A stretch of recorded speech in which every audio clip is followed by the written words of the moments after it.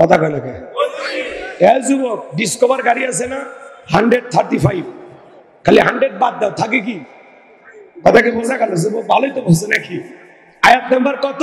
যার দিলে আছে আমার আল্লাহর ভয়, যার মনে আছে আমার আল্লাহর ভয়, আল্লাহ আল্লাহ সব সময়। আহার নিদেরা ভালো লাগে না এই দুনিয়া, ভালো লাগে না, ভালো লাগে শুধু ইল্লাল্লাহ, লা ইলাহা ইল্লাল্লাহ। জোরে জোরে লা ইলাহা। লোকজন পাঠায়, রাস্তার লোকগুলোকে ভিতরে নিয়ে আসে, একটু লোক পাঠায় অনুরোধ। জোরে লা ইলাহা ইল্লাল্লাহ। জোরে। যারা রাস্তায় আছেন ভাই একটু ভেতরে বসেন। লা ইলাহা ইল্লাল্লাহ, লা ইলাহা ইল্লাল্লাহু মুহাম্মাদুর রাসূলুল্লাহ। জবান ছেড়ে একবার কি পড়ছি সাল্লাল্লাহু আলাইহি ওয়াসাল্লাম। বাংলাদেশের ঐতিহ্যবাহী যশোর জেলার জিগরগাছার থানার অন্তর্গত হাজী আব্দুল মালিক সরদার হাফিজ মাদ্রাসা ও এতিমখানার উদ্যোগে আজকের ওয়াজ মাহফিলের সম্মানিত সুযোগ্য অনারেবল প্রেসিডেন্ট, জাতির শ্রেষ্ঠ সন্তান, বীর মুক্তিযোদ্ধা আলহাজ ডাক্তার আফম খলিলুর রহমান সাহেব, আল্লাহ পাক তার গোলামকে হায়াতি তৈয়বা সিয়াতি কুলিয়া দান করুন, সকলে বলুন আমিন। আজকের প্রোগ্রামের প্রধান অতিথি বিশিষ্ট রাজনীতিবিদ, সমাজসেবক, সম্মানিত উপজেলা পরিষদের চেয়ারম্যান জনাব মোহাম্মদ মনিরুল ইসলাম সাহেব, আল্লাহ পাক তার গোলামকে হায়াতি তৈয়বা সিয়াতি কুলিয়া দান করুন, সকলে বলুন আমিন। আজকের প্রোগ্রামের অন্যান্য অতিথিবৃন্দ আলোচনা রেখে ধন্য করেছেন বিশিষ্ট ইসলামী চিন্তাবিদ, মুফাসসির কোরআন, শ্রদ্ধাভাজন বড় ভাই হাফেজ মাওলানা মোহাম্মদ নুরুল ইসলাম আজাদি সাহেব। আল্লাহ পাক তার গোলামের কণ্ঠ দ্বীনের জন্য, ইসলামের জন্য, কোরআনের ময়দানের জন্য কবুল করুন, সকলে বলুন আমিন। মঞ্চে উপস্থিত সম্মানিত উলামায়ে কেরাম, সামনে বসা পিতৃ সমতুল্য মুরব্বী বাবাজিরা, কলিজার টুকরা প্রান্তের যুবক ভাইরা, ছোট ছোট সেনামানিকেরা, পর্দার আড়ালের সম্মানিত অবলা সরলা আবেদা সালেহা মা ও বোনেরা, প্রশাসনের সম্মানিত পুলিশের ভাইয়েরা, ডিবির ভাইয়েরা, জাতির বিবেক প্রিয় সাংবাদিক বন্ধুগণ, বিভিন্ন রাজনৈতিক দলের সম্মানিত নেতা কর্মী ভাইয়েরা, সবাইকে আরেকটিবার সালাম দিচ্ছি। আশা করছি সকলে সালামের জবাব জোরে সোরে দেবেন। আসসালামু আলাইকুম ওয়া রাহমাতুল্লাহি ওয়া বারাকাতুহু। আমরা শুকরিয়া আদায় করতেছি সেই মহান মনিবের দরবারে, আল্লাহ পাক সুবহানাহু ওয়া তাআলা অত্যন্ত দয়া করে, করুণা করে, মায়া করে, মহব্বত করে, ভালোবেসে, পছন্দ করে, অত্র এলাকা থেকে গুণে গুণে গুণান্বিত করে, যাচাই বাছাই করে, শুধুমাত্র কেবলমাত্র কোরআনুল কারীমের মহব্বতে আজকের মাহফিলে আসার বসার সুযোগ দান করেছেন। সেই মহান রবের দরবারে সিজদাবরত চিত্তে কালেমাতে শুকর আদায় করে পড়ছি আলহামদুলিল্লাহ। লক্ষ কোটি দরুদ সালাম মানবতার শ্রেষ্ঠ বন্ধু বিশ্বনবী বিশ্বনেতা যিনি আইয়ামে জাহিলিয়াতের যুগে আগমন করে অসভ্য মানুষগুলোকে সভ্য বানিয়েছেন, অভদ্র মানুষগুলোকে ভদ্র বানিয়েছেন, কোরআন নামের সংবিধান দিয়ে কোরআনের রাজ কায়েম করিয়া সোনালী যুগ পাহাড় দিয়ে মদিনার পাক ভূমিতে শায়িত আছেন। সে রাসূলের প্রতি করেছে বড় মহব্বত নিয়ে পড়ছি দরুদ সালাম, সকলেই পড়ুন সাল্লাল্লাহু আলাইহি ওয়াসাল্লাম। সম্মানিত ভাইরা, আজকের এই প্রোগ্রামে আসতে পেরে, বসতে পেরে আপনারা খুশি না বেজার? কারা কারা বেজার দুই হাত তুলে দেখান তো দেখি। কি আপনারা বেজার? না বুঝে তুলেছেন তাই না? এই সাইডেও কিছু বসার ব্যবস্থা করেছেন, যারা রাস্তায় আছে তাদেরকে একটু কাছে নিয়ে আসেন, একটু কাছে নিয়ে আসেন। যে ভাইরা ঝোঁকে তালে হাত তুললেন, বলেন তো সব জায়গায় তালে তাল মিলালে বিপদ আছে না? নাই। খালি জোশ থাকলে হবে না, জোশের সাথে হুশও থাকা লাগবে, কথা বলে ঠিক কিনা? আজকের মাহফিলে আসতে পেরে, বসতে পেরে কারা কারা খুশি, মুখে নিয়ে হাসি, আওয়াজ দেবে বেশি। আল্লাহ নামের এমন একটি স্লোগান দেবেন, এলাকায় যদি কোনো ইসলাম বিরোধী উই পোকা, সার পোকা, তেলা পোকা থাকে, ওদের কলিজায় যেন কম্পন সৃষ্টি হয়, এমন আওয়াজ তুলতে রাজি আছেন যারা? বীর মুসলমানের মতো দুটি হাত টান টান করে তুলে দেখান তো তারা।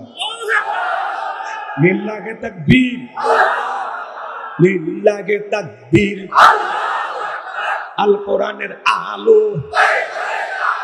আল হাদিসের আলো, দুনিয়ার মুসলিম, সারা বিশ্বের মুসলিম, আমার নেতা তোমার নেতা, আমার নেতা তোমার নেতা, লিল্লাহি তাকবীর। আল কোরআনের আলো, আল হাদিসের আলো, দুর্নীতির আলো। হাতটাই বলে রাখেন তো, মাশাআল্লাহ মারহাবা। আসতে কারণ আগে যেন না লাগে, হাত নামান। অনেকে ঝোঁকে তালে বলেই ফেলেছেন দুর্নীতির আলো ঘরে ঘরে জানে। বাংলাদেশে দুর্নীতি দমন কমিশন আছে না নাই? এরপরে দুর্নীতি কমেছে নাকি ডিজিটাল কাজে বেড়ে চলেছে? দিন যত করাচ্ছে দুর্নীতির পাল্লা তত ভারী হচ্ছে, কথা বলেন ঠিক কিনা? আমরা চাই আমাদের প্রিয় মাতৃভূমি বাংলাদেশ দুর্নীতি মুক্ত আল্লাহ কবুল করেছিল এবং আমিন। আমরা চাই আমাদের বাংলাদেশ যৌতুক মুক্ত আল্লাহ কবুল করেছিল এবং আমিন। আমরা চাই আমাদের বাংলাদেশ মাদক মুক্ত আল্লাহ কবুল করেছিল এবং আমিন। আমরা চাই আমাদের বাংলাদেশ নাস্তিক মুক্ত আল্লাহ কবুল করেছিল এবং আমিন। সম্মানিত ভাইরা, আমার ভূমিকায় লম্বা কথা নয়, সরাসরি মূল আলোচনায় প্রবেশ করতে চাই। তারপরে দুইটি কথা না বললেই নয়। আমরা যত জায়গায় কথা বলতে যাই বলে হুজুর সাবধানে আলোচনা করবেন, ভুলে যাবেন না এলাকা কার। ওদের কথার সাইজ শুনে মনে হয় এলাকা ওদের বাবা। আছে না নাই? আওয়াজ দিলে পুরুষের মতো দেবেন, আমি করবো ওয়াজ, আপনারা দেবেন আওয়াজ, জবাব দিবেন ঠিক ঠিক, আলোচনা হবে কমপ্লিট। শ্রোতাদের স্পিরিটে বারে বক্তার হিট, আলোচনা হবে জায়গা মতো ফিট। কিছু আজ প্যান্ডেলে, কিছু আজ অ্যাঙ্গেলে, জ্ঞানী লোকের জন্য ইশারায় যথেষ্ট, কথা বলে ঠিক কি না? অনেক জায়গায় ওয়াজ করতে গেলে বলে হুজুর ওয়াজ যা করবেন করবেন, খবরদার রাজনীতির কোনো আলোচনা করবেন না। আছে না নাই? আপনারাই বলেন তো, আমার বাড়ি কোন জেলা? গাইবান্ধা। গরিব এলাকায় বাড়ি দেখে আমার জেলার নামটা নিতে আপনাদের কষ্ট হচ্ছে, একটু জোরে বলেন আমার বাড়ি কোথায়? গাইবান্ধায়। আমি আসছি কোন জেলায়? যশোর। বিশ্বাস করেন আমি গাইবান্ধা থেকে যশোরে এসেছি শুধুমাত্র পরের কথা বলার আশায়, এছাড়া আমার আর অন্য কোনো উদ্দেশ্য নাই, কথা বলেন ঠিক কিনা? আর গাইবান্ধা থেকে যশোরে এসে রাজনীতি করে আমার কোনো লাভ আছে? আগামী নির্বাচনে এলাকার মহিলা মেম্বার পদে দাঁড়ানোর কোনো চান্স আছে? তাহলে আমি কেন এখানে রাজনীতি করবো? যদি করাই লাগে নিজের জেলা গাইবান্ধায় করবো, কথা বলেন ঠিক কিনা? এর জন্য আপনার টেনশন মুক্ত থাকবেন। আমি আপনাদের কথার সাথে একমত। আমি বাংলাদেশের রাজনীতি কোনো দলের বক্তা না, আমি রাজনীতি কোনো বক্তব্য দেব না। I will not see any political ought because I am not a leader of any political party. কারণ এখানে সব দলের লোক আছে, আছে না নাই? এখানে বসে আছেন আওয়ামী লীগ, বিএনপি, জাতীয়বাদী জামাত ইসলাম, জাসদ, বাসদ, চরমনে, আরশুদ, জামবেগে, ফুরফুরা, হাটহাজারী ওলামা নিজামা, তাবলিগ, পাবলিক, ওলামা লীগ, কোনতন, গণফোরাম, সুসমাজ, বিকল্পধারা, এলজিবিপি, ডেমোক্রেটিক শক্তি, পিপল সোসাইটি, 4 দল, 14 দল, 8 দল, 19 দল, 20 দল, ইসলাম, বিএনএফ, বাংলাদেশ কংগ্রেস যে পর্যন্তই থাক। বাংলাদেশের কত দল? ভিপি নুরের আছে গণ অধিকার পরিষদ, তৈমুর চাচা খুলেছিল তৃণমূল বিএনপি। চাচা এখন কান্দে, চাচার হাতে মূলে ধরায় দিয়েছে, কথা কোন ঠিক কিনা? এত দলীয় লোক সেখানে, আমি কি বোকা দলীয় আলোচনা করব? এই দিক থেকে যদি একটা দলের লোক গুতা মারে, ওই দিক থেকে আর একটা দলের লোক থানায় টেলিফোন করে, আমি হুজুরের অবস্থা ভালো না খারাপ? অতএব আজকের মাহফিলে বাংলাদেশের রাজনীতি নিয়ে কোনো আলোচনা করা হবে না। বলেন, বাংলাদেশের রাজনীতি নিয়ে কোনো আলোচনা করা হবে না। তবে হ্যাঁ, আমি যদি কোন রাজনৈতিক বক্তব্য দেই, এই পৃথিবীর শ্রেষ্ঠ রাজনীতিবিদ, শ্রেষ্ঠ রাষ্ট্রনায়ক, শ্রেষ্ঠ রাষ্ট্রপতি, শ্রেষ্ঠ সেনাপতি, শ্রেষ্ঠ বৈজ্ঞানিক, শ্রেষ্ঠ দার্শনিক, শ্রেষ্ঠ বাবা, শ্রেষ্ঠ নানক, শ্রেষ্ঠ আদর্শ, শ্রেষ্ঠ মহামানব রাহমাতুল লিল আলামিনের মদিনার আদর্শের রাজনীতির কথা বলবো। আমি যদি কোন রাজনৈতিক বক্তব্য দেই, খলিফাতুল মুসলিমিন, আমিরুল মুমিনিন হযরত ওমর ফারুকের আদর্শের রাজনীতির কথা বলবো। সেই ওমর ফারুক আল্লাহর জমিনে আল্লাহর আইনকে প্রতিষ্ঠিত করতে গিয়ে নিজের কলিজার টুকরা ছেলেকে পর্যন্ত ছাড় দেয় না, কথা বলে ঠিক কিনা? সেই মদিনাওয়ালার আদর্শের রাজনীতির কথা শোনার পর আপনার জন্য আবার চুলকে নিয়ে আরম্ভ না হয়। কারণ কোরআন হাদিসের হক কথা সবার পেটে হজম হয়। ছোট্ট বাচ্চা অসুস্থ, বাবা ডাক্তারের কাছে নিয়ে গেছে, ডাক্তার সাহেব কিছু দিতে ট্যাবলেট দিয়েছে খাইতে, ছোট্ট বাচ্চা দিতে ওষুধ না খেয়ে ফেলায় দিয়েছে। এরকম সন্তান আমাদের আছে না? পরের দিন সকালবেলা আবারও ডাক্তার সাহেবের কাছে চলে গেছে। ডাক্তার সাহেব গতকালকে ট্যাবলেট দিয়েছিলেন দিতে, আমি ছেলের পিতা, বলেন না ছেলেরে কোন কায়দায় ঔষধ খাওয়ায়? বলে উপায় একটাই আছে, সেটা হলো যশোরের ভালো কোনো হোটেল থেকে মিষ্টি কেনেন, মিষ্টি কিনে মিষ্টি একটু ফাঁক করেন, ফাঁকরের ভিতরে ট্যাবলেট ঢুকিয়ে দেন, দিয়ে পূর্বের মতো মিষ্টি বানায় ছেলের সামনে খাইতে দেন। আশা করা যায় মিষ্টিও খাওয়া হবে, ট্যাবলেটও ভিতরে চলে যাবে, আপনার সন্তানটাও সুস্থতা লাভ করবে। ডাক্তার এমন কৌশল বাবার কাছে চমৎকার মনে হলো, বাবা তাই আমল করলেন, মিষ্টির ভিতরে ট্যাবলেট দিয়া ছেলের সামনে প্লেটে বা পিরিজে খাইতে দিয়েছে।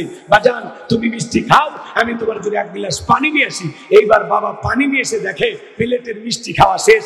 মনে মনে কয়েকবার সুবহানাল্লাহ আলহামদুলিল্লাহ পরে জিজ্ঞাসা করে, বাজান মিষ্টি খাইছো? ছেলে উত্তর করে বলে, হ্যাঁ মিষ্টি খাইছি ঠিকই, কিন্তু মিষ্টির ভিতরে যে বিসি ছিল ওইটা খাই নাই। সমাজের বাস্তবতা তাই। বলে হুজুর ওয়াজ করেন, কোনো সমস্যা নাই। আমরা যখন বলি তিবিয়ানাল লিকুল্লি শাই, মানব জীবন পরিচালনা করার জন্য রান্নাঘর থেকে পার্লামেন্ট পর্যন্ত যত নিয়ম নীতি দরকার দিয়েছেন বিশ্ব সরকার, তখন এক শ্রেণীর মুসলমানের কাছে এই কোরআন হাদিসের হক কথা, এই ট্যাবলেট মার্কা আলোচনা সহ্য হয় না। ওরাই তখন আলেমদের বিরুদ্ধে, ইসলামের বিরুদ্ধে ষড়যন্ত্র করে। আপনারাই বলেন তো, সুদ করে সামনে যদি সুদের বিষয় নিয়ে আলোচনা করা হয়, ও কি মিষ্টি এসে বলবে হুজুর হাঁকান একটু মিষ্টি খান, নাকি বলবে এই হুজুর এসে সুদের ওয়াজ কইরা আমার সুদের ব্যবসায় লাল বাতি চালাইছে? কথা বলে ঠিক কি না? যারা ঘুষ খায়, দুর্নীতি করে, হারাম খায়, ভুড়ি বানাচ্ছে, 26 মাসের গর্ভবতী, ওদের সামনে ঘুষের আলোচনা করলে খুশি না বেজার? যারা বেনামাজি নামাজ পড়ে আসার খাইয়া পইরা আল্লাহ সিজদা দেয় না, ওদের সামনে নামাজের ওয়াজ করলে খুশি না বেজার? যে সমস্ত মা বোনেরা বোরকা পরে না, পর্দা করে না, বুকে ওড়না পর্যন্ত নেয় না, জিন্সের প্যান্ট গেঞ্জি পরে রাস্তাতে হাইটে যায়, পিছন দিক দিয়ে তাকারে মনে দূরে সুপারি গাছ দাঁড়িয়ে আছে, এরকম বেহায়া বেপরদা নারীর সামনে পর্দার আলোচনা করলে খুশি না বেজার? এক কথায় ওয়াজ যদি কারো বিপক্ষে চলে যায়, কিয়ামত পর্যন্ত সে বক্তার উপরে খুশি হবে না। কথা বলে ঠিক কিনা? এর জন্য পরিষ্কার ভাবে একটি কথা বলে দিতে চাই, আজকের আলোচনা মাহফিল কমিটির মতো হবে না, বক্তার মতো হবে না, শ্রোতাদের মতো হবে না। আল্লাহর কোরআন যা বলবে গোলাম রব্বানি তাই বলবে, এতে কে খুশি কে বেজার ওইটা দেখার টাইম নাই। কথা বলেন ঠিক কিনা? যুগে যুগে নবী রাসূলরা দাওয়াতি কাজ করেছেন, তাদের দাওয়াতি কাজেও কাফের বেঈমানরা বাধার প্রাচীর তৈরি করে দিয়েছিলেন। এরপরে আল্লাহর পয়গম্বরেরা শত বাধার প্রাচীরকে ভেঙে আল্লাহর জমিনে আল্লাহর পথে মানুষকে দাওয়াত দিয়েছেন। কথা বলেন ঠিক কিনা? আপনার আমার প্রিয় নবী কালেমার দাওয়াতি দিকে, কোরআনের প্রচার করতে গিয়ে মার খেয়েছেন, রক্ত ঝরিয়েছেন, দান মোবারক শহীদ হয়ে গেছেন, লোহার টুপি মাথার পিঠে ঢুকে গেছেন। সাহাবায়ে কেরাম দ্বীনকে প্রতিষ্ঠিত করতে গিয়ে মার খেয়েছেন, রক্ত ঝরিয়েছেন, জীবন দিয়েছেন। ও বাংলার মুসলমান, 1971 সালে এদেশের মাটির জন্য, এদেশের স্বাধীনতার জন্য আপনার আমার পূর্বপুরুষেরা যদি রক্ত দিতে পারেন, জীবন দিতে পারেন, প্রয়োজন যদি হয় আল্লাহর জমিনে আল্লাহর দ্বীনকে প্রতিষ্ঠিত করতে গিয়ে, কোরআনের সমাজ কায়েম করতে গিয়ে নবীদের মতো, সাহাবায়ে কেরামদের মতো বুকের তাজা রক্ত দিতে হয়, কারা কারা দিতে রাজি? দুই হাত তুলে আল্লাহকে রাখা। লিল্লাহে তাকবীর। হাত টান টান করে তুলুন, সোজা করেন, হাত সোজা করেন। ওই যে মাঝে মাঝে হাত বেঁকা করে তুলেছেন, দুই হাত সোজা করার শক্তি নাই। আপনি পুরুষ মানুষ, দুধ, ডিম, ভিটামিন, ক্যালসিয়াম মাঝে মাঝে কিনে খাবেন, একেবারে দুর্বল হলে চলতে পারবেন না। হাত সোজা করেন, একটা তাকবীর দেন, লিল্লাহে তাকবীর। হাত সোজা করেন। আমার আল্লাহ রাব্বুল আলামিন বলেন, ইন্নাল্লাহা আশতারা মিনাল মুমিনিনা আনফুসাহুম ওয়া আমওয়ালাহুম বিআন্না লাহুমুল জান্নাহ। সূরা তাওবার 111 নম্বর আয়াতে আল্লাহ পাক জানায়া দিলেন, নিশ্চয়ই মুমিন বান্দাদের জান মাল আমি আল্লাহ ক্রয় করে নিয়েছি, বিনিময়ে দেব জান্নাত। বলুন সুবহানাল্লাহ। তাহলে বলেন তো বাজান, আপনার আমার জীবনের মালিক কে? এই যশোরের যুবকেরা ভালো করে বলো তো, এই জীবনের মালিক কে? প্রেম করবা আর পার্কে নিয়ে যা প্রেমিকাকে ডায়লগ দিবা, এ জীবন তোমার, তুমি শুধু আমার। ওরে হাইব্রিড যুবক, এই জীবনের মালিক কে? আপনার আমার সম্পদের মালিক কে? আল্লাহর দেয়া জীবন, আল্লাহর দেয়া সম্পদ আল্লাহর পথে খরচ করতে রাজি আছেন তো মুসলমান?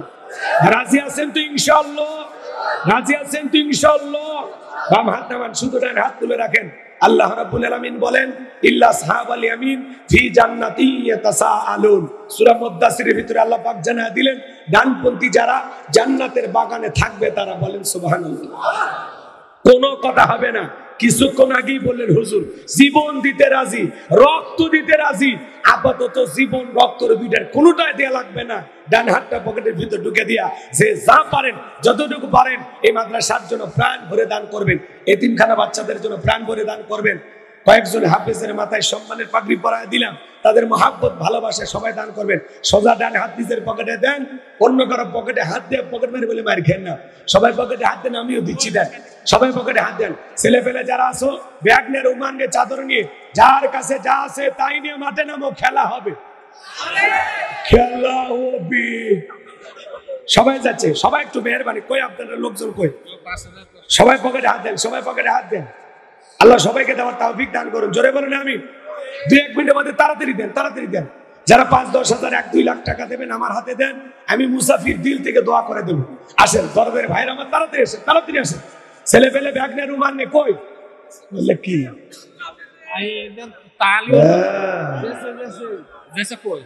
এগুলা স্বেচ্ছাসেবক কই আপনাদের? তাড়াতাড়ি ভিতরে পাঠাবেন, মহিলা পেটের লোক পাঠাবেন। আমার মা বোন যারা বসে আছেন, মা আপনারাও প্রাণ ভরে দান করবেন এই মাদ্রাসার জন্য। আমি জানি যশোরের মা বোনদের দিল খুবই নরম, তারা অনেক ভালো। আল্লাহ মা বোনদেরকে বেশি করে দান করা তৌফিক দান করুন। জোরে বলেন আমিন। সবাই একটু প্রাণ ভরে দেন, সবাই পকেটে হাত দেন, আল্লাহর হস্তে দান করেন। সবাই একটু প্রাণ ভরে দান করেন, সবাই পকেটে হাত দেন। 10, 20, 50, 200, 800, 500, 2000, 5000, 10,000, 1 লাখ, 2 লাখ, 5-6 লাখ, যা পারেন দেন। আল্লাহর হস্তে পকেটে হাত দিয়ে প্রাণ ভরে টাকা বের করে দেন। খবরদার কেউ যেন বিড়ি ম্যাচ দিন না। 2014 সালে ওয়াজ করতে গেছিলাম রংপুর তারাগঞ্জ, ওই জায়গায় কালেকশন চলতেছিল। একজন ব্যাগের ভিতরে দিয়েছিল 2 প্যাকেট বিড়ি, দিয়ে লেখা দিয়েছে 1 প্যাকেট মাহফিল কমিটির আর 1 প্যাকেট বক্তা। কত বড় শয়তান ছিল! আব্দুল হাই জামতলা বাড়ি, স্ত্রী মারা গেছে, দোয়া চেয়েছেন, নগদ 1000 টাকা। জোরে বলেন মারহাবা। আল্লাহ তাআলা তার প্রিয়তম স্ত্রী কবরকে জান্নাতের বাগান বানায় দেন, দুনিয়া আখিরাতে ইজ্জত সম্মান বাড়ায় দেন। জোরে বলেন আমিন।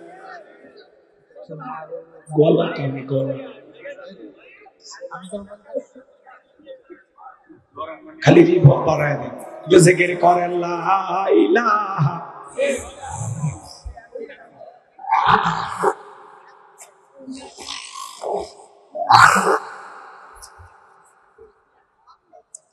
জোরে লা ইলাহা ইল্লাল্লাহ, জোরে। ভাই আমার হাতে দেওয়ার মতো কেউ নাই। 500,000 টাকা, 2, 4, 5, 10,000 টাকা দিবেন এমন ব্যক্তি কেউ নাই। আসেন ভাই 500,000 টাকা দেন, আমি মুসাফির দিল থেকে দোয়া করে দেব, আল্লাহ যেন বিশ্ব নবীর সাথে একই জান্নাতে কবুল করেন। জোরে বলেন আমিন। নবীর ঘর মাদ্রাসার জন্য কি নাম ভাই? আব্দুল হালিম ভাই, তার বোন মারা গেছে নাকি? বোন মারা গেছে, তার রুহের মাগফিরাত কামনায় আব্দুল হালিম ভাই 10,000 টাকা। জোরে বলেন মারহাবা, লিল্লাহি তাকবীর। আল্লাহ তাআলা আব্দুল হালিম ভাইয়ের দানটা কবুল করেন, বড়দের শামিল করেন। তার বোন অন্ধকার কবরে চলে গেছে, তার বোনের কবর জান্নাতের বাগান বানায় দেন। জোরে বলেন আমিন, আরো জোরে বলেন আমিন। দেন বড় ভাই, কি নাম? রফিকুল ইসলাম পানিসারা। রফিকুল ইসলাম পানিসারা, নগদ 3,000 টাকা। জোরে বলেন মারহাবা, লিল্লাহি তাকবীর। আল্লাহ তাআলা রফিকুল ইসলাম নাম বাপের বেড়ামত করছে একখান কাম, দুনিয়া আখিরাতে ইজ্জত সম্মান বাড়ায় দেন। জোরে বলেন আমিন। হাসানুজ্জামান পানিসারা করছে বাবা কাম সারা, বাবা মারা গেছে, তার রুহের মাগফিরাত কামনায় আপনার সন্তান এখানে পড়ে, মারহাবা কহ। হাসানুজ্জামান সাহেব আল্লাহর বান্দা, নগদ 1,000 টাকা। জোরে বলেন মারহাবা।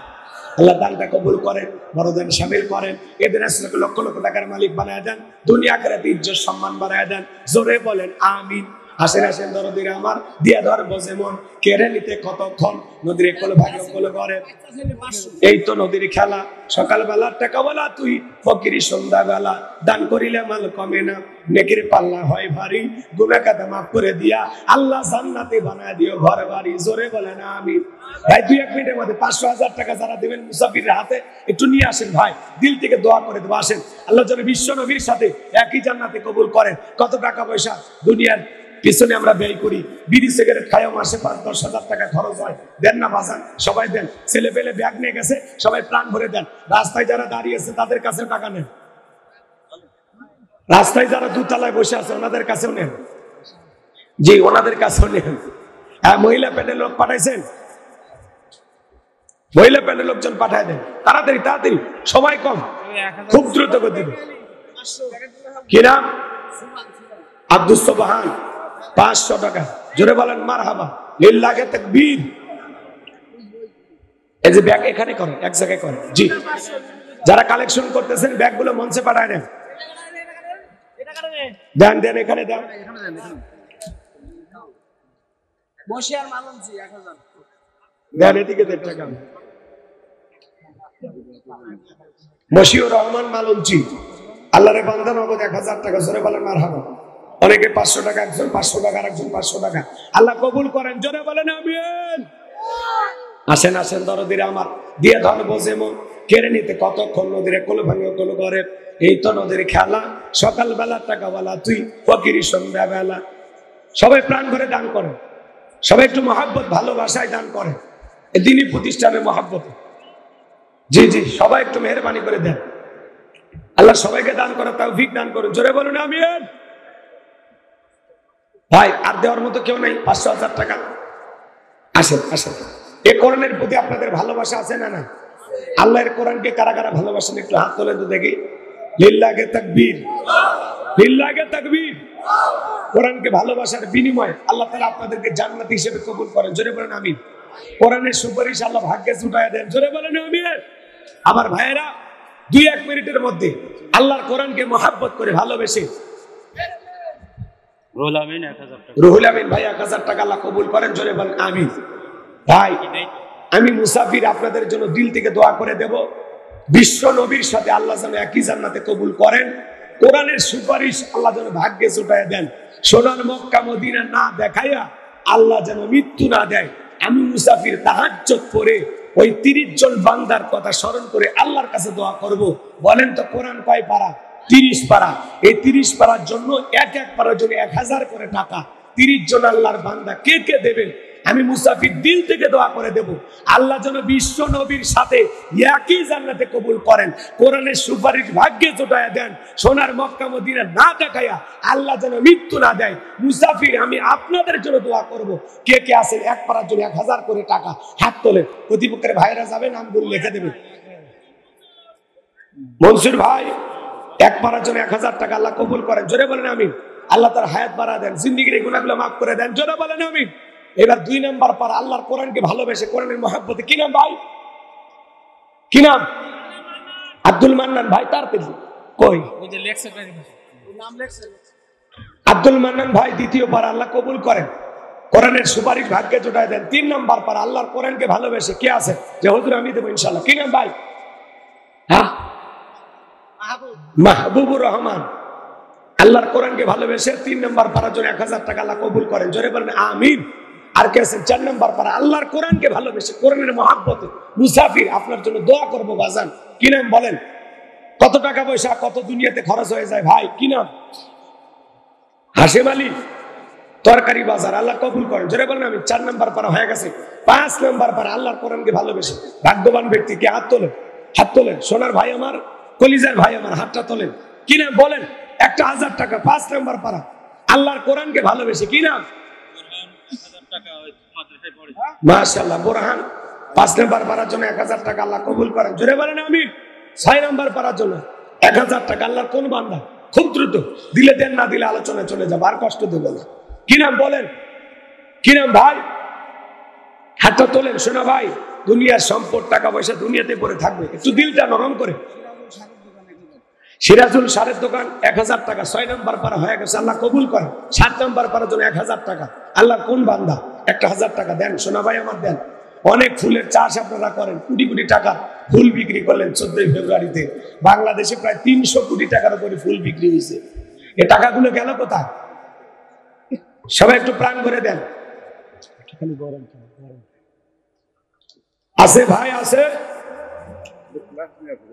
কে আছেন বলেন 6 নাম্বার পারার জন্য 1000 টাকা কি নাম দেবেন না বাংলাদেশের এমন কোন জেলা নাই যে জেলায় 30 জন চাইলে পাই নাই আপনাদের এখানে পাবো কিনা আল্লাহই জানে আল্লাহর কোরআনকে ভালোবেসে রাসূলের সুপারিশ ভাগ্যে জুটবে আমি দোয়া করব ভাই ওই যে চাচা মিয়া কি নাম হ্যাঁ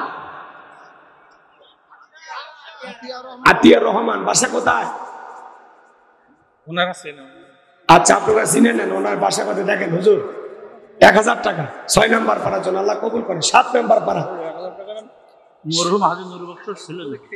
মরহুম হাজী নূর বক্সের ছেলে 1000 টাকা এক পারার জন্য 7 পারা হয়ে গেছে আল্লাহ কবুল করেন জোরে বলেন আমিন আল্লাহ তার বাবার কবরকে জান্নাতের বাগান বানায় দেন জোরে বলেন আমিন এবার 7 পারা হয়ে গেল 8 নাম্বার পারা আল্লাহর কোরআনকে মহব্বত করে কি নাম দ্রুত গতিতে কি নাম? জাহাঙ্গীর স্যার বলেন কি নাম? আছেন কেউ আছেন? হ্যাঁ নাই আর কেউ নেই না? সভাপতি সাহেব দিবে তো ওনাকে। জি জি কি নাম? কাশিম আলী একজন। এক পাড়ার জন্য 1000 টাকা আল্লাহ কবুল করেন। 8 নম্বর পাড়া হয়ে গেছে, আল্লাহ কবুল করেন। জোরে বলেন আমিন। 9 নম্বর পাড়ার জন্য 1000 টাকা। কি নাম বলেন ভাই? দেন, দিলে দেন, না দিলে বয়ান করি, চলে, কষ্ট দেওয়া যাবে না। আছেন কেউ? আছেন দেবেন?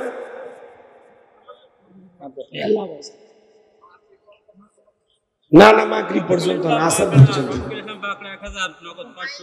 9 নম্বর পাড়ার জন্য রফিকুল ইসলাম বাকরা 1000 টাকা আল্লাহ কবুল করেন। জোরে বলেন আমিন।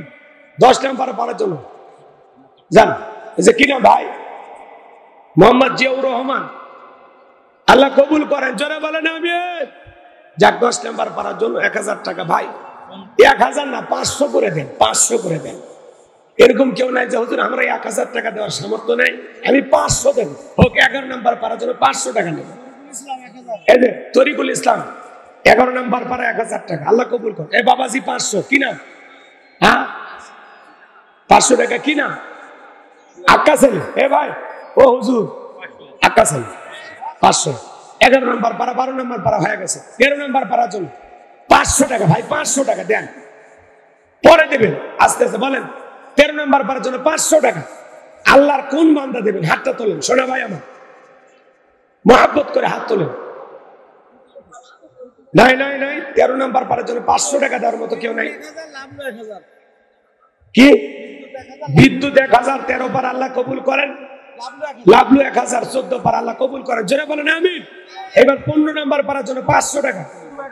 কুতুব ভাই 1000, 15 নম্বর পার আল্লাহ কবুল করেন। জোরে বলেন আমিন। হিজাউল ভাই 500 টাকা, 16 পার আল্লাহ কবুল করেন। জোরে বলেন আমিন। ভাই কি না? ওই যে টাকা দেবেন, নিয়ে আসেন, এই নিয়ে আসেন। 17 নম্বর পাড়ার জন্য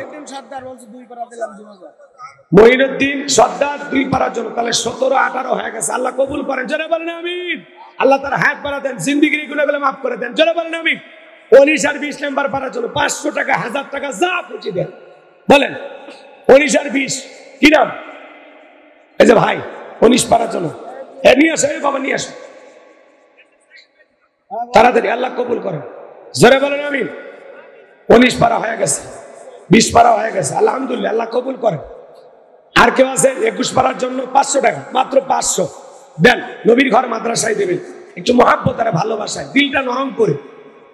দরদের ভাইয়ের আমার কেউ আছেন? নাই, ঠিক আছে। 20 তাহাজ্জুদ আলী 21 পাড়ার জন্য 1000 আল্লাহ কবুল করে। জোরে বলেন আমিন। আর 9 জন মানুষ 500 টাকা, 1000 টাকা। ভাগ্যবান কি আছে? কি না? কি? মাহবুর ভাই 22 পাড়ার জন্য 500 টাকা, 1000 টাকা যা দিচ্ছেন আল্লাহ কবুল। নিয়ে আসে বাবা, টাকা নিয়ে আসে। 2 পাড়া 2000। কি নাম আপনার? এ ভাই, নাম লেখেন গো। কামরুজ্জামান 2 পাড়ার জন্য, তাহলে কত হলো? 22 পাড়া হয়ে গেছে, 23, 24 হয়ে গেছে। আল্লাহ কবুল করেন। জোরে বলেন আমিন। একজন 500, 24, 25 পাড়া হয়ে গেছে। আল্লাহ কবুল করেন। জোরে বলেন আমিন। আর 5 জন আলহামদুলিল্লাহ। মাঝখানে আছেন, দিলে দেন, না দিলে চলেন, আলোচনা চলে যায়, আর কষ্ট নেই। আর একজন 500, 26 পারা হয়ে গেছে। আল্লাহ কবুল করেন। জোরে বলেন আমিন। মাহবুর বদখানা কত দিল?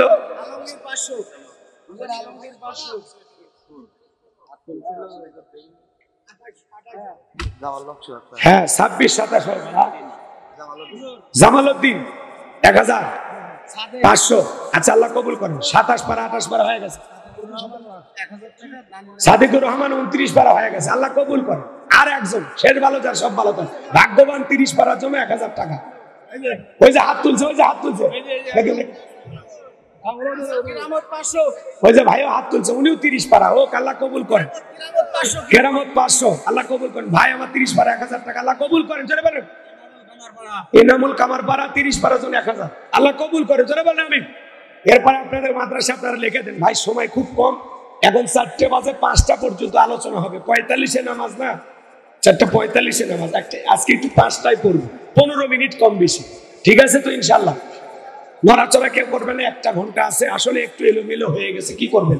আমি তো টাইম মতোই আসছি, আমি 1:45 এলাকায় আসছি, কথা কি বুঝতে পারছেন? একটু আগে ভাগে দিলে লম্বা সময় পাইলে আলোচনা ভালো হয়, তাড়াহুড়ো করে ওয়াজ হয় না, কথা কি বুঝতে পারছেন?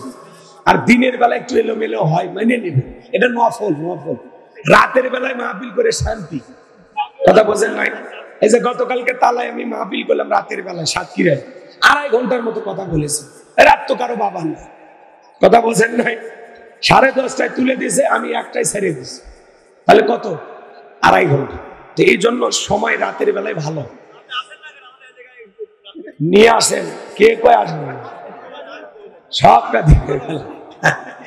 দিনের বেলায় যশোরে ভালো, আপনারা দিনের বেলায় ভালো, যশোরে বেশিরভাগ দিনের বেলায় মাহফিল হয়, এটা একটা ঐতিহ্য হয়ে গেছে, তাই না? এটাই ভালো, রাতের বেলা অনেক ব্যস্ততা থাকে। ঠিক আছে, আর কথা বাড়াবো না, টাকাগুলো নেন। ও ভাইয়া, টাকাগুলো এক জায়গায় নেন। না না, আমি আর না, আমি যে একটু গরম পানি চাই, মরে গেলাম। গরম পানি দিয়ে কি হবে? বেশ,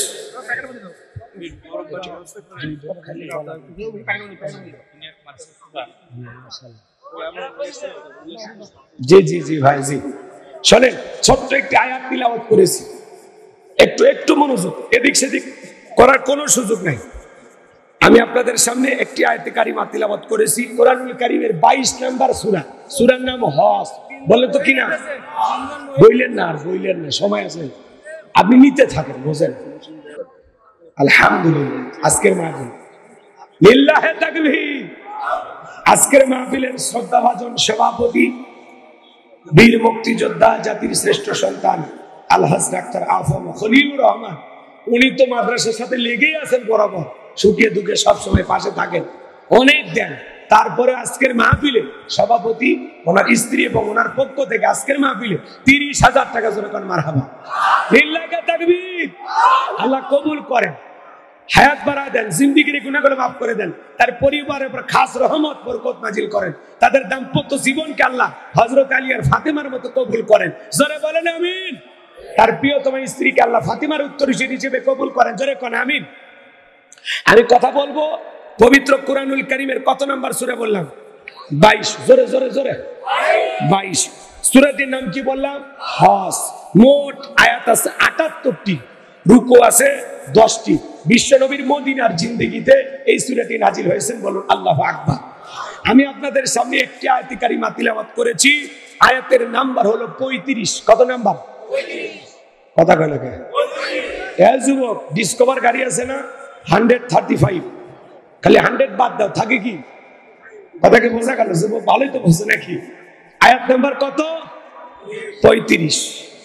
যদিও আয়াত একটি আয়াতের ভিতরে আল্লাহ পাক 4টি বিষয় নিয়ে আলোচনা করেছেন। কয়টা? জোরে বলেন কয়টা? আমি দেখি তো 4টে শেষ করতে পারি কি, যদি সম্ভব হয় বলবো, না হলে 2-1টা তো বলাই লাগবে, তাই না? চলেন, কত নম্বর আয়াত? 35। একটু জবান ছেড়ে সবাই আমার সাথে একটু মহব্বতে পড়েন। আউযু বিল্লাহি মিনাশ শাইতানির রাজীম। বিসমিল্লাহির রাহমানির রহিম। বিতাড়িত মুরদাদ শয়তানের কাছ থেকে আল্লাহ পাকের কাছে আশ্রয় প্রার্থনা চাচ্ছি। পরম করুণাময় দয়ালু আল্লাহ তাআলা নামে শুরু করছি।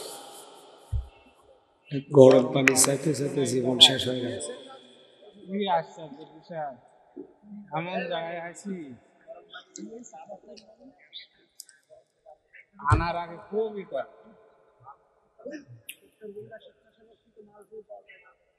الذين إذا ذكر الله وجلت قلوبهم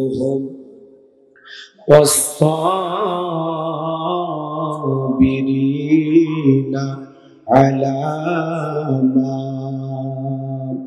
أصابهم والمقيم الصلاة ومما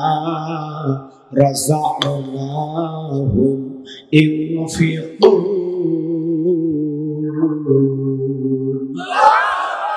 বিতাড়িত মুরতাদ শয়তানের কাছ থেকে আল্লাহ পাকের কাছে আশ্রয় প্রার্থনা চাচ্ছি। পরম করুণাময় দয়ালু আল্লাহ তাআলার নামে শুরু করছি। সূরার নাম হজ, আয়াত নাম্বার 35।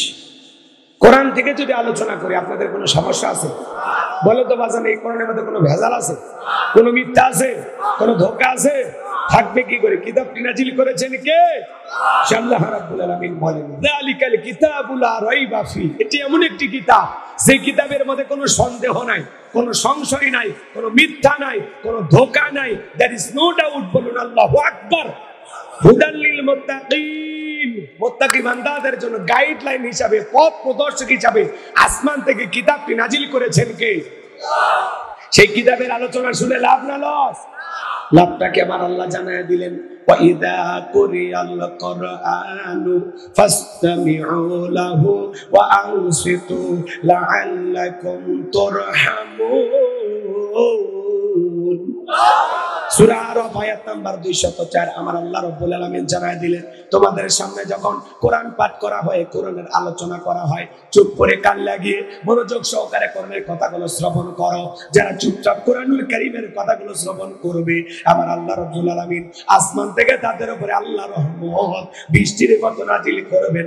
বলেন সুবহানাল্লাহ। এই জায়গায় আল্লাহ রহমত নাজিল হইতেছে, এই বিশ্বাস আপনাদের দিলে আছে না নাই? সম্মানিত ভাইরা আমার, এদিক সেদিক যাবার কোন সুযোগ নাই, ডাইরেক্ট আলোচনা। আল্লাহ তাআলা কি বলেন একটু মনোযোগ দিয়ে শুনবেন। আল্লাযীনা ইযা যুকিরাল্লাহু ওয়াজিলাত কুলুবুহুম, আল্লাহ তাআলা দিকে বলেন যারা আমার ঈমানদার বান্দা। জোরে বলেন, কি বান্দা? আচ্ছা, আমরা সবাই ঈমানদার নাকি সন্দেহ আছে বলেন তো? তাহলে আজকের আলোচনা আপনাদের জন্য। যারা ঈমানদার তাদেরকে আল্লাহ ডেকে বলেন আল্লাযীনা ইযা যুকিরাল্লাহু ওয়াজিলাত কুলুবুহুম। আমার আল্লাহ ডেকে বলেন যারা ঈমানদার তাদের সামনে যখন আমি রবের নাম উচ্চারণ করা হয়, ভয়ে তাদের অন্তরাত্মা কেঁপে ওঠে। সুবহানাল্লাহ বলবেন না? ঈমানদারের অন্তরে যদি আল্লাহর ভয় থাকে, আর তার সামনে যখন কার নাম? আল্লাহর নাম, রবের নাম উচ্চারণ করা হয়, রবের নামটা শোনার পর ঈমানদারের অন্তরটা রবের ভয়ে, আল্লাহর ভয়ে কেঁপে ওঠে। সুবহানাল্লাহ বলেন। ইন্নামাল মুমিনুনা আল্লাযীনা ইযা যুকিরাল্লাহু ওয়াজিলাত কুলুবুহুম। সূরা আনফালে আল্লাহ তাআলা জানায়া দিলেন, নিশ্চয়ই যারা আমার মুমিন বান্দা তাদের সামনে যখন আমি রবের নাম উচ্চারণ করা হয়, ভয়ে তাদের অন্তরাত্মা কেঁপে ওঠে। কার ভয়? আর জোরে বলেন, কার ভয়? একটু মনোযোগ দিয়ে শুনেন। প্রথমের পয়েন্টটা হলো ভয়। কার ভয়? রবের ভয়। আল্লাহু আকবার বলেন। আল্লাযীনা ইযা যুকিরাল্লাহু ওয়াজিলাত কুলুবুহুম, যারা ঈমানদার তাদের সামনে যখন আমি রবের নাম উচ্চারণ করা হয়, ভয়ে তাদের অন্তরাত্মা কেঁপে ওঠে। যার অন্তরে আল্লাহর ভয় আছে, বলেন তো তারে কি পিটাইয়াও গুনাহ করানো সম্ভব? ভালো করে বুঝবেন, কথার পয়েন্টটা মনে রাখেন। আমি যে কথাটা আপনাকে উদ্দেশ্য করে বলতেছি, এমন ভাবে কথাটা উপস্থাপন করব আপনার দিলের ভিতরে যদি অন্তরের ভিতরে ভাইরাস আর মরিচা না থাকে, তাহলে বুঝবেন যে না, আমাকে এইভাবে চলা উচিত। কথা কি বুঝতে পারছেন? একটু মনোযোগ দেন। আমার আল্লাহ বলেন আল্লাযীনা ইযা যুকিরাল্লাহু ওয়াজিলাত কুলুবুহুম, যারা ঈমানদার তাদের সামনে যখন আমি রবের নাম উচ্চারণ করা হয়, ভয়ে তাদের অন্তরাত্মা কেঁপে ওঠে। কেমন ভয়? যার অন্তরে আল্লাহর ভয় আছে। ভালো করে বুঝবেন, গভীর মনোযোগ দিয়ে শুনবেন। ইয়া আইয়ুহাল্লাযীনা আমানুত্তাকুল্লাহ, হে ঈমানদারগণ আমি আল্লাহকে ভয় করো। হাক্কা তুকাতিহি, ভয় করার মতো ভয় করো। যার অন্তরে আল্লাহর ভয় আছে সে কোনোদিন সুদ খাইতে পারে না, ঘুষ খাইতে পারে না, জিনা করতে পারে না, মিথ্যা বলতে পারে না, গীবত করতে পারে না, অহংকার করতে পারে না, খাদ্যে ভেজাল দিতে পারে না, ওজনে কম দিতে পারে না, দুধে পানি মিশাইতে পারে না, জমিরাল ঠেলতে পারে না, গান শুনতে পারে না, অশ্লীল কথা বলতে পারে না, মা বাবাকে কষ্ট দিতে পারে না, বিবির হক নষ্ট করবে না, সন্তানদের সাথে খারাপ ব্যবহার করবে না, প্রতিবেশীর হক নষ্ট করবে না, আত্মীয় স্বজনের হক নষ্ট করবে না, রাষ্ট্রের হক নষ্ট করবে না, জনগণকে কষ্ট দেবে না। এইভাবে হাজার হাজার বলা যায়, কিন্তু অত সময় আছে? একটু মনোযোগ দেন। আল্লাযীনা ইযা যুকিরাল্লাহু ওয়াজিলাত কুলুবুহুম, যাদের অন্তরে আল্লাহর ভয় আছে, রবের নাম উচ্চারণ করার সঙ্গে সঙ্গে যাদের অন্তরে, এদিক খেয়াল করেন, রবের নাম উচ্চারণ করার সঙ্গে সঙ্গে যাদের অন্তরটা আল্লাহর ভয়ে কেঁপে ওঠে, এই মানুষগুলো কখনো গুনাহ করতে পারে? মাথায় টুপি, মুখে দাড়ি, এমনও আছে আল্লাহওয়ালা সরকারি অফিস আদালতে বসে আছে, এখানে লেখা আছে আমার অফিস ঘুষ মুক্ত, দুর্নীতি মুক্ত। কথা কয় না কেন? লেখা থাকে না ভাই? কি কয়? লেখা থাকে না? আমরা তো ওই যে সাইনবোর্ডটা লাগাইছে ওর মধ্যে তো ঘুষের দুর্গন্ধ পায়, কারণ ওইটার মধ্যেও দুর্নীতি কইছে, ওইটা ছাপাইতে যে বাজেট হইছে ওখানেও মাইরে গেছে। কথা কয় না কেন? বলছে লেখা আছে আমার অফিস দুর্নীতি মুক্ত, ঘুষ মুক্ত। ওই যে সাইনবোর্ডটা লাগাইছে ওখানেও দুর্নীতির গন্ধ পাওয়া যায়। কথা কন ঠিক কি না? সমাজে এরকম আছে না নাই? ভাই একটু হক কথা বলা লাগবে, মন খারাপ যেন করে না। ঠিক আছে তো? বিরক্ত হবেন না তো ইনশাআল্লাহ? যাদের অন্তরে আল্লাহর ভয় আছে, সরকারি কর্মকর্তা অফিসে বসে আছে, আহারে টাকা ফাইল ছাড়া নিচতলা থেকে উপরতলা যায় না, এমন অফিস এই দেশে না থাকলে ভারতে আছে না? না কথা কর না ভাই? দেশের বাজে 12টা ওদের হয় ভুরি মোটা, দেশের বাজে 12টা ওদের হয় ভুরি মোটা। এ দেশের ওরাই নেতা, এ দেশের ওরাই হোতা, সত্য কথা নাই বলিবার। চারিদিকে দেখি শুধু অন্ধকার, চারিদিকে দেখি শুধু অন্ধকার। আছে না নাই? রাগ করতেছেন মনে হয়? আল্লাহর ভয় ভালো করে বুঝবেন বাজান গো আমার। আল্লাযীনা ইযা যুকিরাল্লাহু ওয়াজিলাত কুলুবুহুম, যারা ঈমানদার বান্দা তাদের সামনে যখন আমি রবের নাম উচ্চারণ করা হয় ভয়ে তাদের অন্তরাত্মা কেঁপে ওঠে। যাদের অন্তরে আল্লাহর ভয় আছে তারা কখনো গুনাহ করতে পারে? জোরে বলেন পারে? খাদ্যে ভেজাল দিতে পারে না, ওজনে কম দিতে পারে না, মানুষকে ঠকাইতে পারে না, মানুষের সাথে প্রতারণা করতে পারে না। কথা বলে ঠিক কিনা? বিশ্ব নবীর প্রিয় সাহাবী খলিফাতুল মুসলিমিন আমিরুল মুমিনিন হযরত ওমর ফারুক রাদিয়াল্লাহু তাআলা আনহু খেলাফতের দায়িত্ব পাওয়ার পরে তাহাজ্জুদের সালাত আদায় করার পর বিবিকে ডেকে বলে, ও আব্দুল্লাহর মা, রাঙা তরবারি দাও, ছদ্মবেশ ধারণ করে আমাকে দেখতে হবে জনগণ সুখে আছে না দুঃখে আছে। আল্লাহ খেলাফতের দায়িত্ব দিয়েছে, ঘরে বসে থাকলে চলবে না, জনগণের দুঃখ দুর্দশার খোঁজ খবর নিতে হবে। বলেন আল্লাহু আকবার। প্রিয়তমা স্ত্রী রাঙা তরবারি নিয়ে এসে দিলেন। স্ত্রীটাকে বলে, স্বামী গো, আপনি যে একা একা বাইরে যান, আপনার কি ভয় লাগে না? আপনার কি অন্তরে একটু ভয় লাগে না? হযরত ওমর ফারুক ডেকে বলে, বিবি রে, মুসলমানের নেতা হবে যারা, তাদের অন্তরে আল্লাহ ছাড়া দুনিয়ার কারো ভয় থাকবে না। আর আমি যদি জনগণের জন্য ভালো কাজ করি, আমার নিরাপত্তা দেওয়ার জন্য আমার আল্লাহই যথেষ্ট। বলেন আল্লাহু আকবার। যারা খাঁটি শাসক, খাঁটি ইমানদার, ন্যায় পরায়ণ শাসক, এদের চলতে কোনো সিকিউরিটি লাগে না। কথা কন না কেন? হযরত ওমর ফারুক একা একা পথ চলতেছে, কেমন শাসক ছিল সুবহানাল্লাহ বলেন।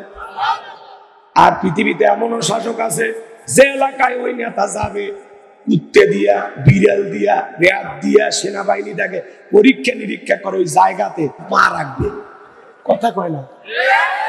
দেখে কেউ কিছু রাখছে নাকি, পুরুষ করে ভয় ভয়। কথা কন ঠিক কিনা? ভালো করে বোঝার চেষ্টা করবেন।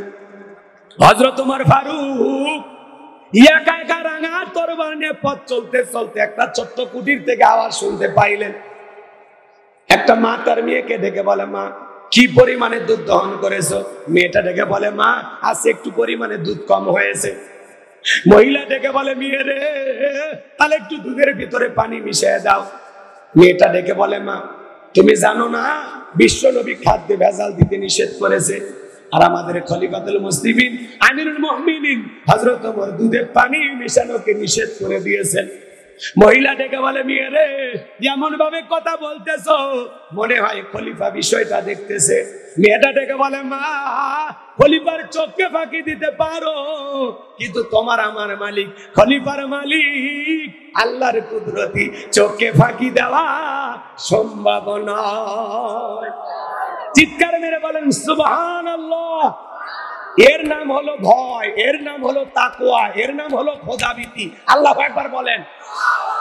এইটা যদি তাকওয়ার আয়না যদি একবার অন্তরে বসাইতে পারে, ওই আয়নার মধ্যে সমস্ত অপরাধ ধরা পড়বে। ভালো করে বুঝবেন, একটু মনোযোগ দিয়ে শোনেন বাজান গো আমার। হযরত ওমর ফারুক এই মেয়েটার আচরণে মুগ্ধ হইয়া বাড়িতে চলে গেলেন। যা বলে, ও আব্দুল্লাহর মা, ছেলের বউ পাওয়া গেছে, বিয়ে করাইবা নাকি? সুবহানাল্লাহ কর। বলেন তো বাজান, হযরত ওমর ফারুক রাষ্ট্রের খলিফা এই মেয়েটাকে ছেলের বউ বানাইতে চায় কি দেইকা? তাকওয়া দেইকা, খোদা ভীতি দেইকা, আল্লাহর ভয় দেখে। কথা কোন ঠিক কিনা? যে মেয়েটা রাতের আধারে দুধে পানি মিশায় না, কার ভয়ে? আরো জোরে বলেন। এমন পুত্রবধূ ঘরে আনা দরকার আছে না নাই? তাহলে হযরত ওমর ফারুক তাকওয়া দেইকা, আল্লাহর ভয় দেখে পুত্রবধূ চয়েস করে। আর আমরা পুত্রবধূ চয়েস করি ওই যে বিশ্ব রোডে বৈশা চা খান, আর ওই সময় একটা মেয়ে চুল শ্যাম্পু করে অটো ভ্যানে চড়ে যায়, দেখে বলে যাক তো ভালোই লাগলো, কার মেয়ে খোঁজ খবর নেই। আসলে না, যে মেয়েটা বেপরদায় কলেজে যাইতেছে তাকে দেখে পছন্দ করে যদি আপনার পুত্রবধূ বানায় ঘরে নিয়ে আসেন, এই বেটার বউ কোনোদিন শ্বশুরকে রান্না করে খাওয়াবে না। কথা কোন ঠিক কিনা? বউ চয়েস করা লাগবে কেমনি? আজকে পুত্রবধূ আমরা চয়েস করি এলোমেলো ভাবে, যে একটু যৌতুকের টাকা বেশি দিতে পারে তারে চয়েস করে। আছে না নাই?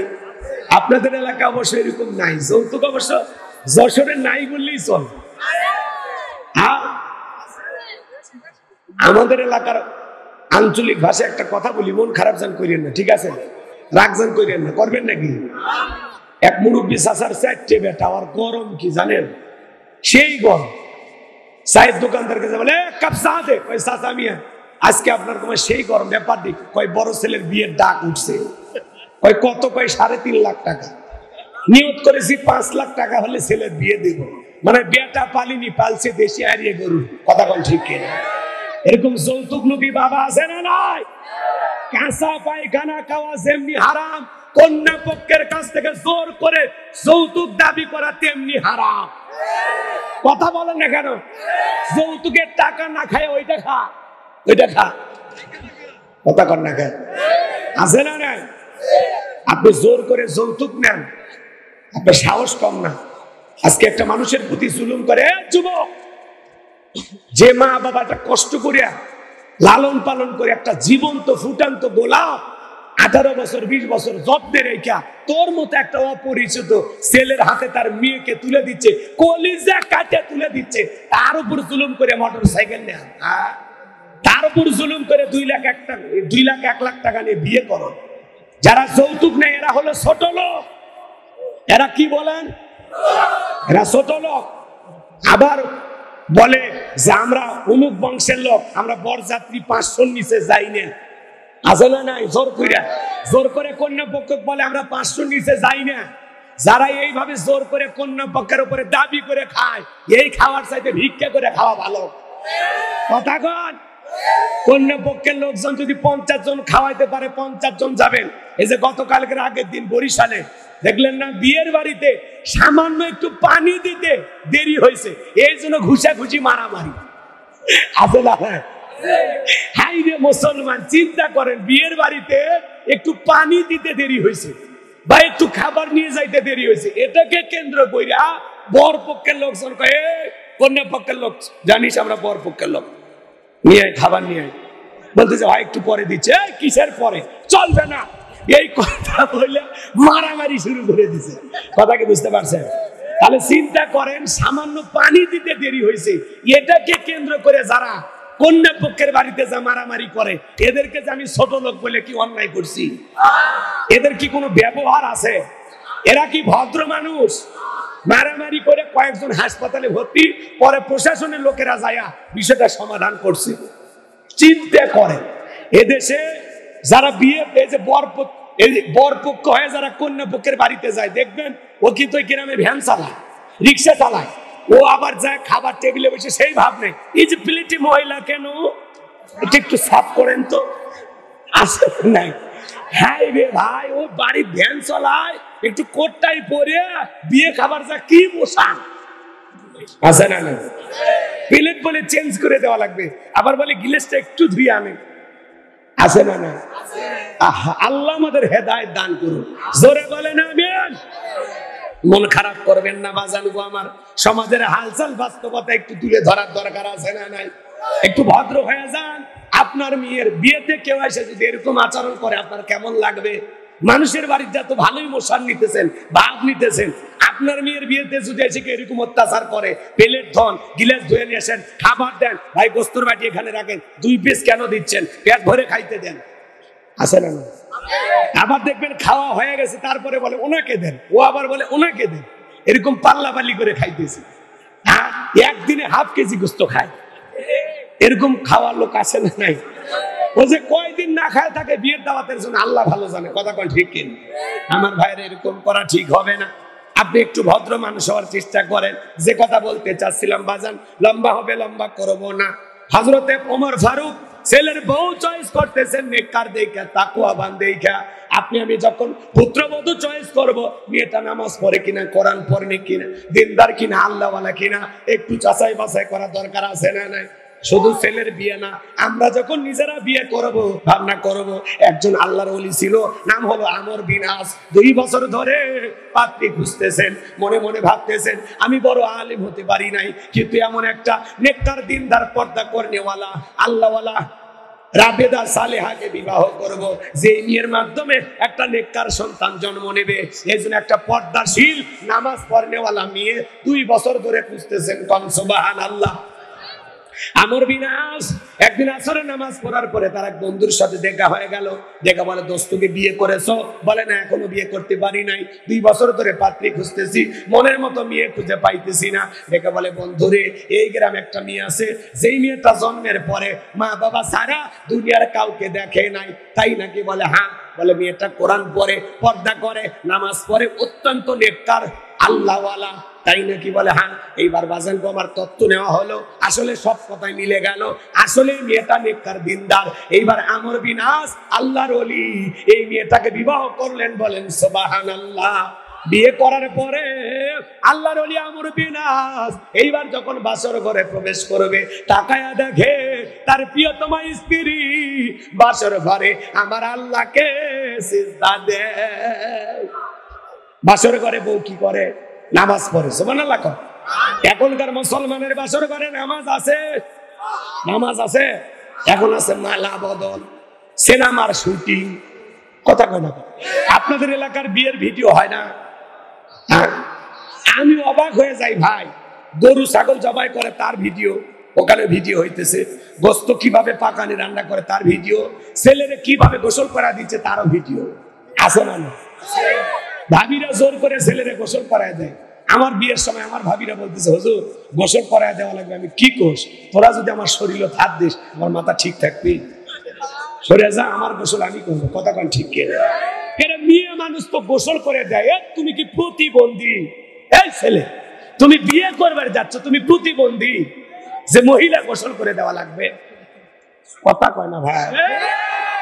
রাগ করতেছেন আপনারা? কথাগুলো শুনতে খারাপ লাগতে কিছু, এটা বাস্তবতা।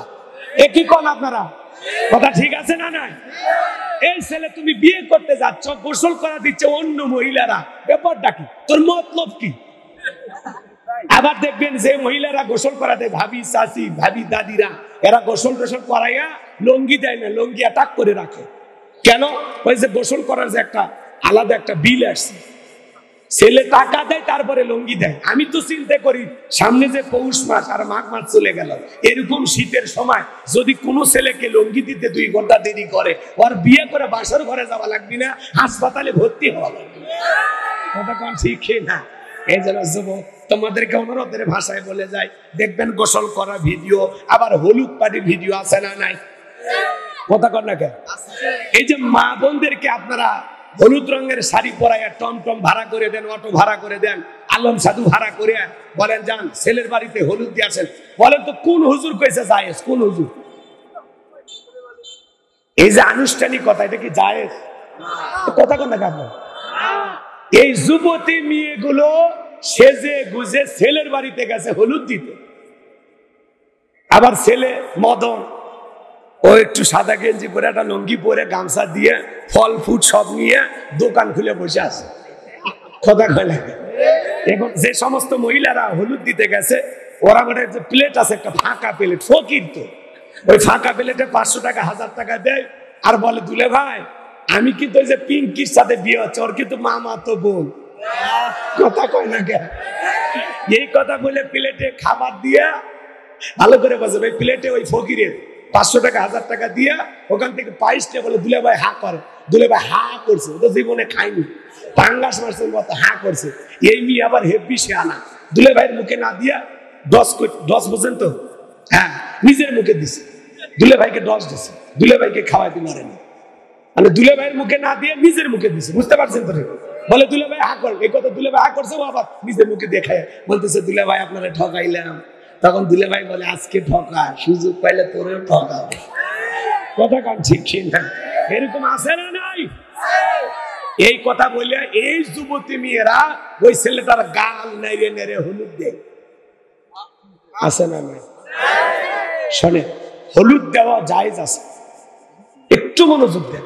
বিশ্ব নবীর কাছে একজন সাহাবী হাজির হয়ে গেল, নবীজি চেহারার মধ্যে তাকায় দেখে একটু হলুদ লাগান, সুবহানাল্লাহ। আমার নবী ডেকে বলে গতকালকে তোমার মনে বিয়ে হয়েছে তাই না? বলে হ্যাঁ হুজুর। তো হলুদ লাগাইছে কে তোমার? বলে হুজুর আমার স্ত্রী। সুবহানাল্লাহ। নবীজি তখন মুস্কি হাসলেন আর সুবহানাল্লাহ বলেন।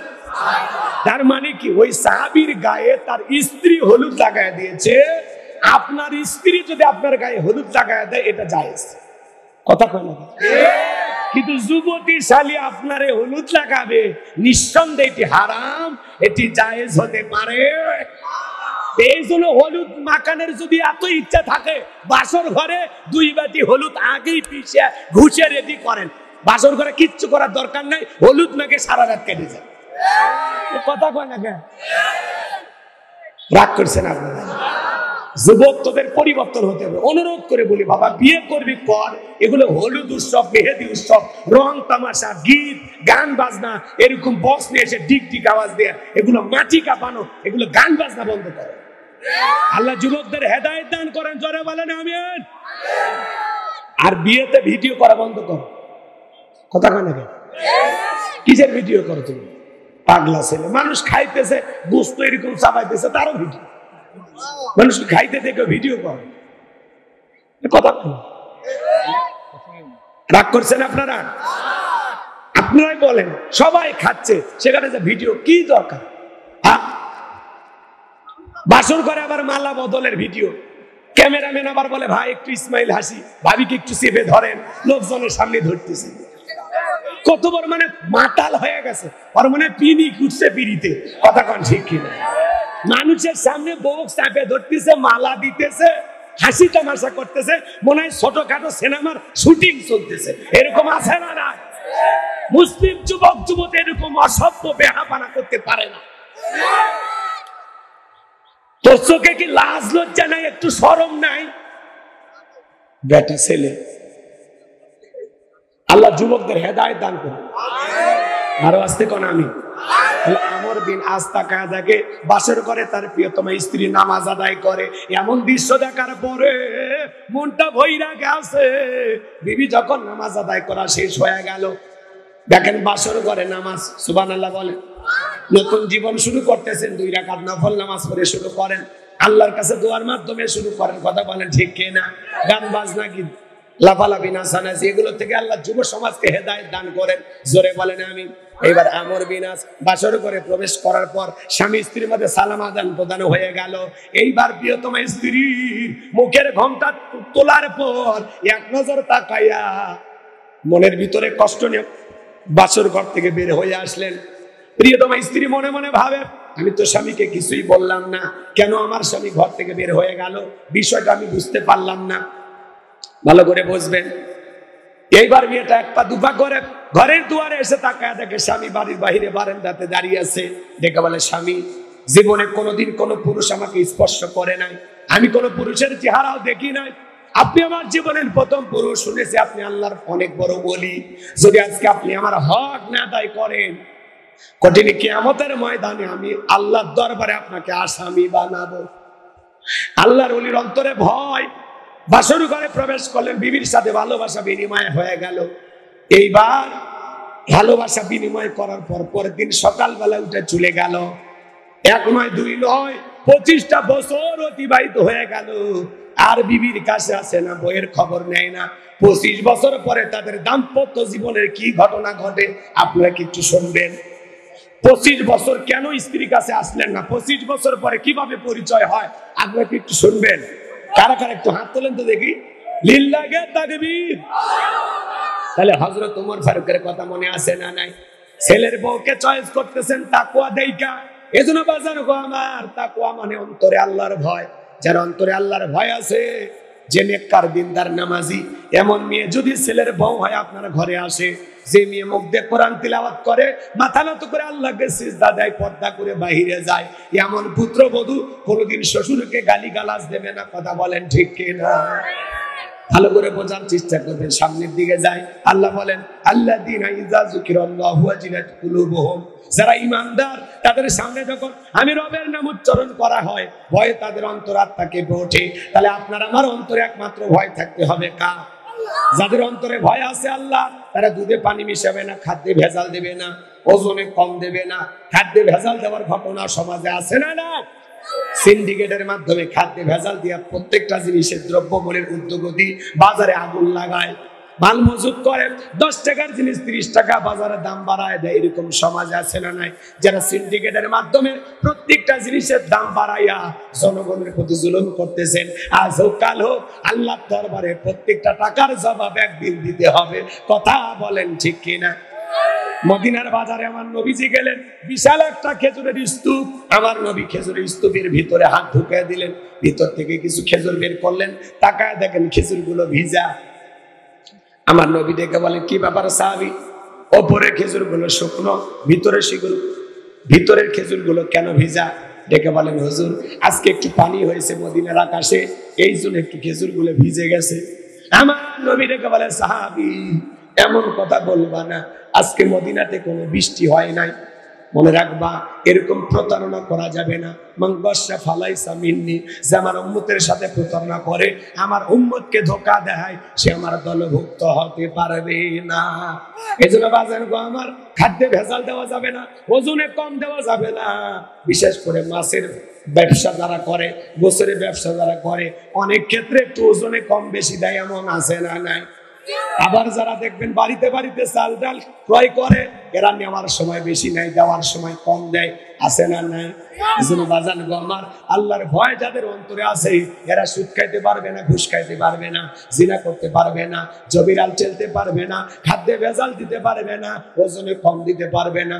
আল্লাহর ভয়ে সুকাল সকল গুনাহ থেকে কারা কারা নিজেকে বাঁচিয়ে রাখবেন? 2 হাত তুলে আল্লাহকে দেখান। আল্লাহর ভয়ে আজ থেকে আমরা শপথ গ্রহণ করব, কোন গুনাহ করব না। কোন গুনাহের কাজ করার আগে নিজেকে বলবে, তুমি যা করো সব কে দেখতেছে?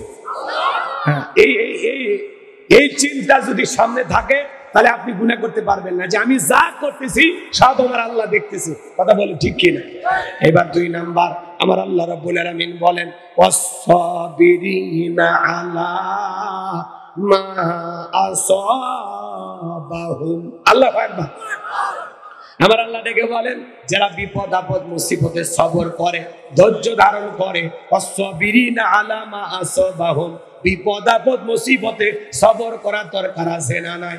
ধৈর্য ধারণ করা দরকার আছে না নাই? জোরে বলেন, আছে না নাই? সবরকারী বান্দা হতে হবে, ধৈর্যশীল বান্দা হতে হবে। এই পৃথিবীতে ধৈর্যের পরীক্ষা দিয়েছিলেন আল্লাহর পয়গম্বর আইয়ুব আলাইহিস সালাম। একটু জোরে কোন সুবহানাল্লাহ। কি নাম বলছি? সবর। আপনি যদি ধৈর্য ধারণ করতে পারেন, আপনার জীবনে সফলতা দেবেন কে? ইন্নাল্লাহা মা'আস সাবিরিন। ধৈর্যশীল বান্দাদেরকে ভালোবাসেন কে? সবর। সবরের ফল আপনি পাবেন। আপনি যদি ধৈর্য ধারণ করতে পারেন, সফলতা আপনার আসবেই ইনশাআল্লাহ। মানে কোন মানুষ যদি সবর করে, ধৈর্য ধারণ করে, আল্লাহ তাকে বিমুখ করে না, এর পুরস্কার আল্লাহ তাকে দেয়। বলেন না কেন? সবরের পুরস্কার কে দেয়? আরো জোরে বলেন, কে দেয়? তাহলে একটু খেয়াল করেন, ওয়াসসাবিরিনা আলা মা আসাবাহুম। মুমিন জীবনের সবচেয়ে গুরুত্বপূর্ণ একটা পয়েন্ট হলো সবর, ধৈর্য ধারণ করা। কথা বলেন না কেন? একটু মনোযোগ দিবেন, এদিক খেয়াল করেন। আল্লাহর পয়গম্বর আইয়ুব আলাইহিস সালাম কতটা সবরকারী এবং ধৈর্যশীল পয়গম্বর ছিলেন, একটু খেয়াল করেন। পয়গম্বরের টাকা পয়সা সোনা দানা কোনো কিছুর অভাব নাই, তারপরে সবসময় জবান দিয়ে জিকির করেন কার? আর একটু জোরে বলেন কার? শয়তান একদিন আল্লাহ তাআলাকে ডেকে বলেন, আল্লাহ আইয়ুব আলাইহিস সালামের সবকিছু আছে, তার টাকা পয়সা ধন দৌলত ক্ষেত খামার কোনো কিছুর অভাব নাই, বিবি সন্তান, এই জন্য বসে বসে আপনার জিকির করে। এগুলো যদি কেড়ে নেওয়া হয় আপনার পয়গাম্বর আইয়ুব আপনাকে ভুলে যাবে। জোরে বলা যাবে না নাউজুবিল্লাহ? আমার ভাইয়েরা, এই কথা যখন শয়তান বললেন, আমার আল্লাহ ডেকে বলে, শয়তান রে, আমার পয়গাম্বর আইয়ুব আমাকে কখনো ভুলে যেতে পারে না। শয়তান ডেকে বলে, আল্লাহ তাহলে একটু ওয়াদা দেন, একটু পরীক্ষা করি।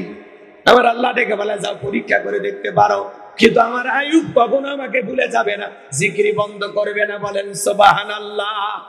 এইবার বাজান গো, আমার আল্লাহর পয়গম্বর আইয়ুব আলাইহিস সালামের ফসলের মাঠে যত ফসল ছিল সব ফসল নষ্ট করিয়া মানুষের সুরত নিয়া শয়তান যায় বলে, ও পয়গম্বর, তোমার ফসলের জমিতে যত ফসল ছিল সব ফসল নষ্ট হয়ে গেছে, একটু ফসল নাই। আল্লাহর পয়গম্বর ডেকে বলে, এতদিন এই জমিগুলো থেকে যে আল্লাহ তাআলা ফসল দিয়েছিল, সে আল্লাহ তাআলার হুকুমে এই বছর যেহেতু আমি ফসল পাবো না, এতে আমার আফসোস নাই, মন খারাপ নাই, আমি শুকরিয়া আদায় করে পড়ছি আলহামদুলিল্লাহ। ফসল নষ্ট হয়ে গেছে, তারপরে কি বলে? কথা কয় না। আর আপনি আমি জমির ধান পাইকে গেছে, বোঝেন তো? ভাষা বোঝেন না? আমার ভাষা বোঝেন না? জমির ধান কি হয়েছে? পাইকে গেছে। আপনি হয়তো বা 2 দিন পর কামলা দিয়া বা কৃষিক্ষেত্রের লোক লাগাইয়া এই ধানগুলো কেটে বাড়িতে নিয়ে আসবে, কিন্তু ঠিক আল্লাহর কাছে দোয়া করে বলতেছেন, আল্লাহ একটু জমির ধানগুলো যেন খারাপ থাকে। আপনি যেদিন কামলা লাগাবেন তার আগের দিন, মাঠে লোক লাগাবেন তার আগের দিন একটু হালকা বৃষ্টি হইয়া, একটু হালকা ঝড় তুফান হইয়া জমির ধানগুলো পড়ে গেছে। আপনি সকালবেলা ফজরের নামাজ পড়িয়া জমিতে যা দেখেন খারা ধান কি হয়ে গেছে, পড়ে গেছে, শুয়ে আছে। এই দৃশ্য থেকে মাথার টুপি খুলে বলে, আল্লাহ এটা একটা কাম করলে। কথা কয় না? এরকম মুসলমান আছে না? আচ্ছা বলেন তো, ঝড় তুফানে আপনার জমির ধান যদি 1 মণ পড়েও যায় ঝড় তুফানে, হয়তো 25 মণের জায়গায় আপনি 23 মণ পাইলেন, আল্লাহ যদি চাই পরের বছরে ওই জমিতে 30 মণ দেওয়ার ক্ষমতা আল্লাহর আছে না নাই? আপনার রিজেকে, আপনার তকদিরে যতটুকু আছে ততটুকু ফসল আপনার ঘর পর্যন্ত পৌঁছায় দেবেন কি? আপনার রিজেকে যা আছে ততটুকুই আপনি পাবেন। তাহলে আপনি শুকরিয়া আদায় করবেন কার? আর আপনি কি করেন, আল্লাহ এটা কাম করলে কি সবরকারী হওয়া যাবে? তো খালি ওয়াজ এমনি গল্প করতেছি না, এখান থেকে শিক্ষা আছে না না? বিপদ আপদ মুসিবতে সবর করা লাগবে, ধৈর্য ধারণ করা লাগবে। কথা বলে ঠিক কিনা? তাহলে ফসলের জমির যদি একটু বিষ হয়ে যায় তারপরেও কি আলহামদুলিল্লাহ, আল্লাহ আমার রিজেকে যা আছে আমি তাই পাবো। কথা কন ঠিক কিনা? এরপরে শোনেন,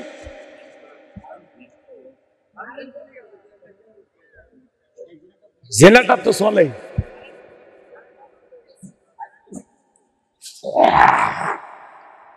গরম পানি খাবেন না?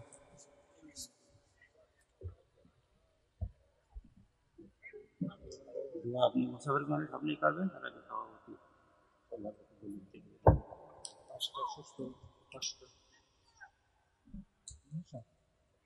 সময় কম।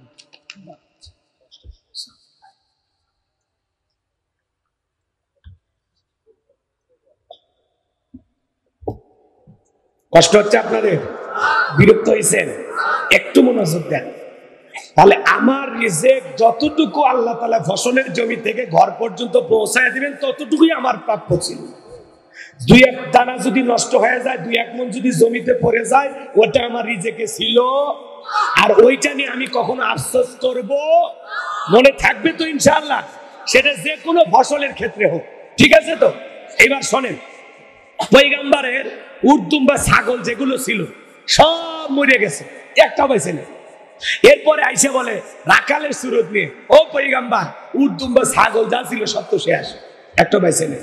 পয়গম্বর দেখে বলে, এতদিন এগুলো থেকে আল্লাহ তাআলা অনেক উপকার নেওয়া সুযোগ আমাকে করে দিয়েছে, এগুলো মারা গেছে, আমার কোনো আফসোস নাই, এজন্য আমি মন খুনুন না, আমার মনটা খারাপও না, আমি আল্লাহর শুকরিয়া আদায় করে পড়ছি আলহামদুলিল্লাহ। একটু জোরে বলেন, কি বলেছে? আর আমরা একটা ছাগলের বাচ্চা মারা গেলে 3 দিন শোক পালন করি। কথা কয় না? আমার গ্রামের এক লোক গরুর বাছুর হইয়াই মারা গেছে, বুঝেন তো নাকি? গাভীর পেট থেকে কি বের হয়? বাছুর। ওই বাছুরটা হইয়া কি হয়েছে? মারা গেছে। চাচা লুঙ্গি কোন জায়গায় তুলে দৌড়াচ্ছে আমি আর ওটা বললাম না, আপনারা বুঝলেন কথা বুঝছেন? একেবারে চাচা বর্ডারত লুঙ্গি তুলছে, তুলে যাইতেছে। আমি তখন বলে চাচা নিয়ে কই জানে ভাবে, তখন বলতেছে সেই কথা বলিস না বাবা, আল্লাহর চোখ নেই। জোরে কর নাউজুবিল্লাহ, আরেকটু জোরে কর নাউজুবিল্লাহ। আমি তখন বলে চাচা মেয়ে ঘটনা কি হয়েছে খুলে কন তো। তখন বলতেছে আমার গাভীর বাছুর হয়েই মারা গেছে। তখন আমি বললাম চাচা আমি এই যে ছোট একটা বিপদ দিয়ে আল্লাহ বড় বড় বিপদ থেকে আপনাদেরকে আল্লাহ তাআলা হেফাজত করতেছেন। এই যে একটু বাছুর মারা যায়, মুরগি মারা যায়, একটা ছাগল মারা যায়, এগুলোর দ্বারা আল্লাহ তাআলা পরীক্ষা নেন। কথা কয় না? আল্লাহ কি নেন? পরীক্ষা নেন। আপনি এত হতাশ হয়েছেন আল্লাহ বাছুর না মারে আমাকে মারলো নাকি? তখন আমি বললাম চাচা মিয়া বাছুর মারাতে যে খেপা খেপছেন, আপনারে মারলে তো আজরাইলের নামে থানায় মামলা দিতেন। কথা কয় না কেন? এরকম সমাজে আছে না নাই? বাজান গো, এরপরে আল্লাহর পয়গম্বরের সন্তান যারা ছিল মারা গেল। এইবার এসে খবর দেওয়া হলো, ও পয়গম্বর তোমার সন্তান যারা ছিল মারা গেছে, বেঁচে নাই। আল্লাহর পয়গম্বর ডেকে বলে এতদিন এই সন্তানগুলো আমার ছিল, আল্লাহ তাআলা আমার সন্তানগুলোকে আমার কাছে রেখে দিয়েছিলেন, তাদের সমস্যা হয়েছে, এতে আমি আফসোস করব না, মন খারাপ করব না। আমি আল্লাহর শুকরিয়া আদায় করে পড়তেছি আলহামদুলিল্লাহ, জীবন মৃত্যুর মালিক আল্লাহ, আল্লাহ দিয়েছিল আল্লাহ নিয়ে গেছে, এতে আমার আফসোস করার কিছুই নাই। কথা বলেন ঠিক কিনা? জীবন মৃত্যুর মালিক কে? আমাদের অনেকেরই বাচ্চা কাচ্চা থাকে, সন্তান জন্ম নিয়ে মারা যায়, আমরা হ্যাঁ হুতাশ করি, আছে না নাই? অনেক মা বোনেরা বিলাপ করে কান্নাকাটি করে বলে আল্লাহ দিলু তেলিলু গে, আছে না? আছে। কারণ মা বাবা যদি মারা যায়, অনেক মা বোন আছে বিলাপ করে কান্নাকাটি করে, আছে না নাই? মারা গেছে মনে করেন জিগোর কাছে বাজার, এখান থেকে অটো ভ্যানে চড়ে যাচ্ছে আর মানে এমন কায়দায় কান্নাকাটি করতেছে, পুরো রাস্তার মানুষ জানতেছে যে কেউ একজন মরছে। কথা কয় না ভাই? রাগ করতেছে? দেখবেন মা বাবা, এদিক খেয়াল করেন, অনেকের মা বাবা মারা যায়, আমাদেরও মা বাবা একদিন মারা যাবে। দেখবেন মহিলারা বিলাপ করে কান্নাকাটি করে, বাবা সেদিনই আমার বাড়ি গেছিল, নানান ভাবে কান্নাকাটি করে। আমার হাতের পিঠা খাইয়া বলে কি যে মজা হইছে রে, আমার বাবা কোনদিন এই কথা বলবে না। আছে না? বাবা আমাকে একটা নতুন খাট কিনে দিতে চাইছিল রে। বড় ভাই বলে কান্দিস না, আব্বা মরছে কি আছে, আমি খাট কিনে দেব। কান্দেও আবার বান্দেও, কথা কয় না কে?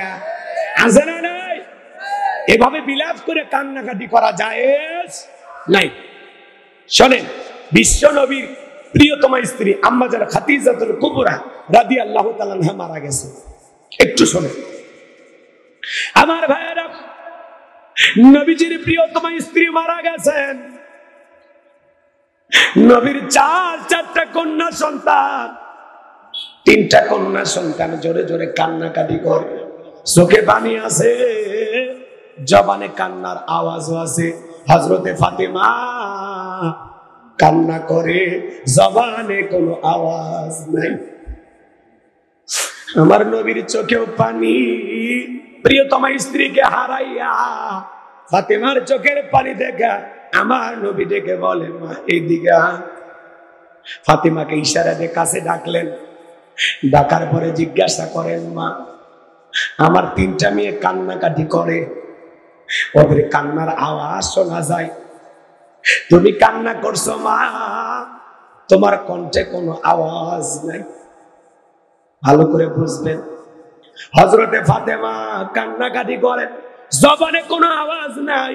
মা বোন যারা বৈশা বৈশা আলোচনা শুনতেছেন, মা আপনার মা মারা যাক, বাবা মারা যাক, আত্মীয় স্বজন যেই মারা যাক, স্বামী মারা যাক, আপনি কান্না করবেন ফাতেমার মতো, চোখে পানি বের হবে, জবান দিয়ে কোনো অহেতুক আওয়াজ বের হবে না।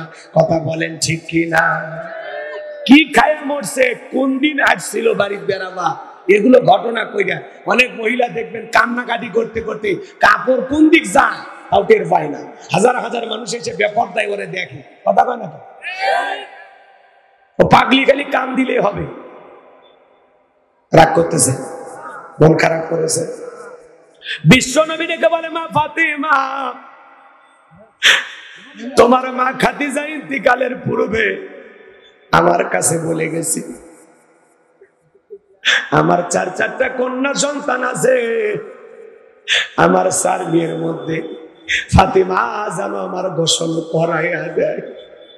সুবহানাল্লাহ বলো।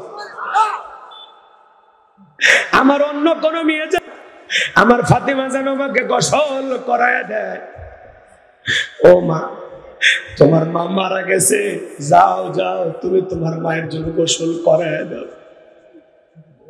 হযরতে ফাতিমা আম্মা জান খাদিজাতুল কুবরা রাদিয়াল্লাহু তাআলা আনহাকে গোসল করাইয়া দিলেন। আম্মা জান খাদিজা ইন্তেকালের পূর্বে কবরের ভয়ে আমার নবীকে ডেকে বলেন, নবী দীর্ঘদিন আপনার সংসার করলাম, হঠাৎ করে না জানি কোন দিন বিদায় হবে, কোন দিন আমি মারা যাই নবী জানি না। আমি আপনার কাছে কয়েকটা জিনিস চাইব নবী গো। আমার ইন্তিকালের পরে 1 নাম্বার আপনার একটা জুব্বা আছে নবী গো। ও নবী, এই জুব্বাটা দিয়া আমার কাপড়ের কাপড় বানায়া দেবেন। ও নবী, 2 নাম্বার দাবি, আপনি নিজে জানাজার ইমামতি করবেন, আমার কবর একটু গড়াগড়ি দিবেন। 3 নাম্বার দাবি গো নবী, যতক্ষণ পর্যন্ত কবরের সলজব না হবে ততক্ষণ পর্যন্ত আপনি আমার কবর থেকে সরে আসবেন না।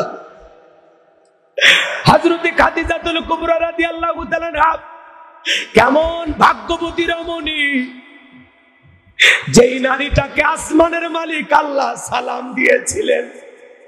সুবহানাল্লাহ বল। সে আম্মা জান খাদিজা কবরে যাওয়ার সময় বড় ভয় করে। মা বোন যারা আলোচনা শুনতেছেন, মা একটু মনোযোগ দিয়ে শোনেন যে কথা বলতে চাচ্ছিলাম। আম্মা জান খাদিজার ইন্তিকাল হয়ে গেল। নবীজির কাছে যা যা চেয়েছিলেন আমার নবী ডেকে বলে, মা ফাতিমা আমার এই জুব্বাটা তোমার মাকে গোসল করায়া দাও, দাও পরাইয়া দাও। হযরতে ফাতিমা আম্মা জান খাদিজাতুল কুবরা রাদিয়াল্লাহু তাআলা আনহা গোসল করাইয়া দিলেন। নবীজির জুব্বা শরীরে কাপড়ের কাপড় বানায়া পরাইয়া দিলেন। আমার নবীজি নিজে জানাজার ইমামতি করলেন, কবরের ভিতরে ঘোরাঘুরি করলেন। লাশটা কবরে রাখার পর আম্মা জান খাদিজাতুল কুবরাকে কবরে রাখার পর কবরে মাটি দেওয়া হলো।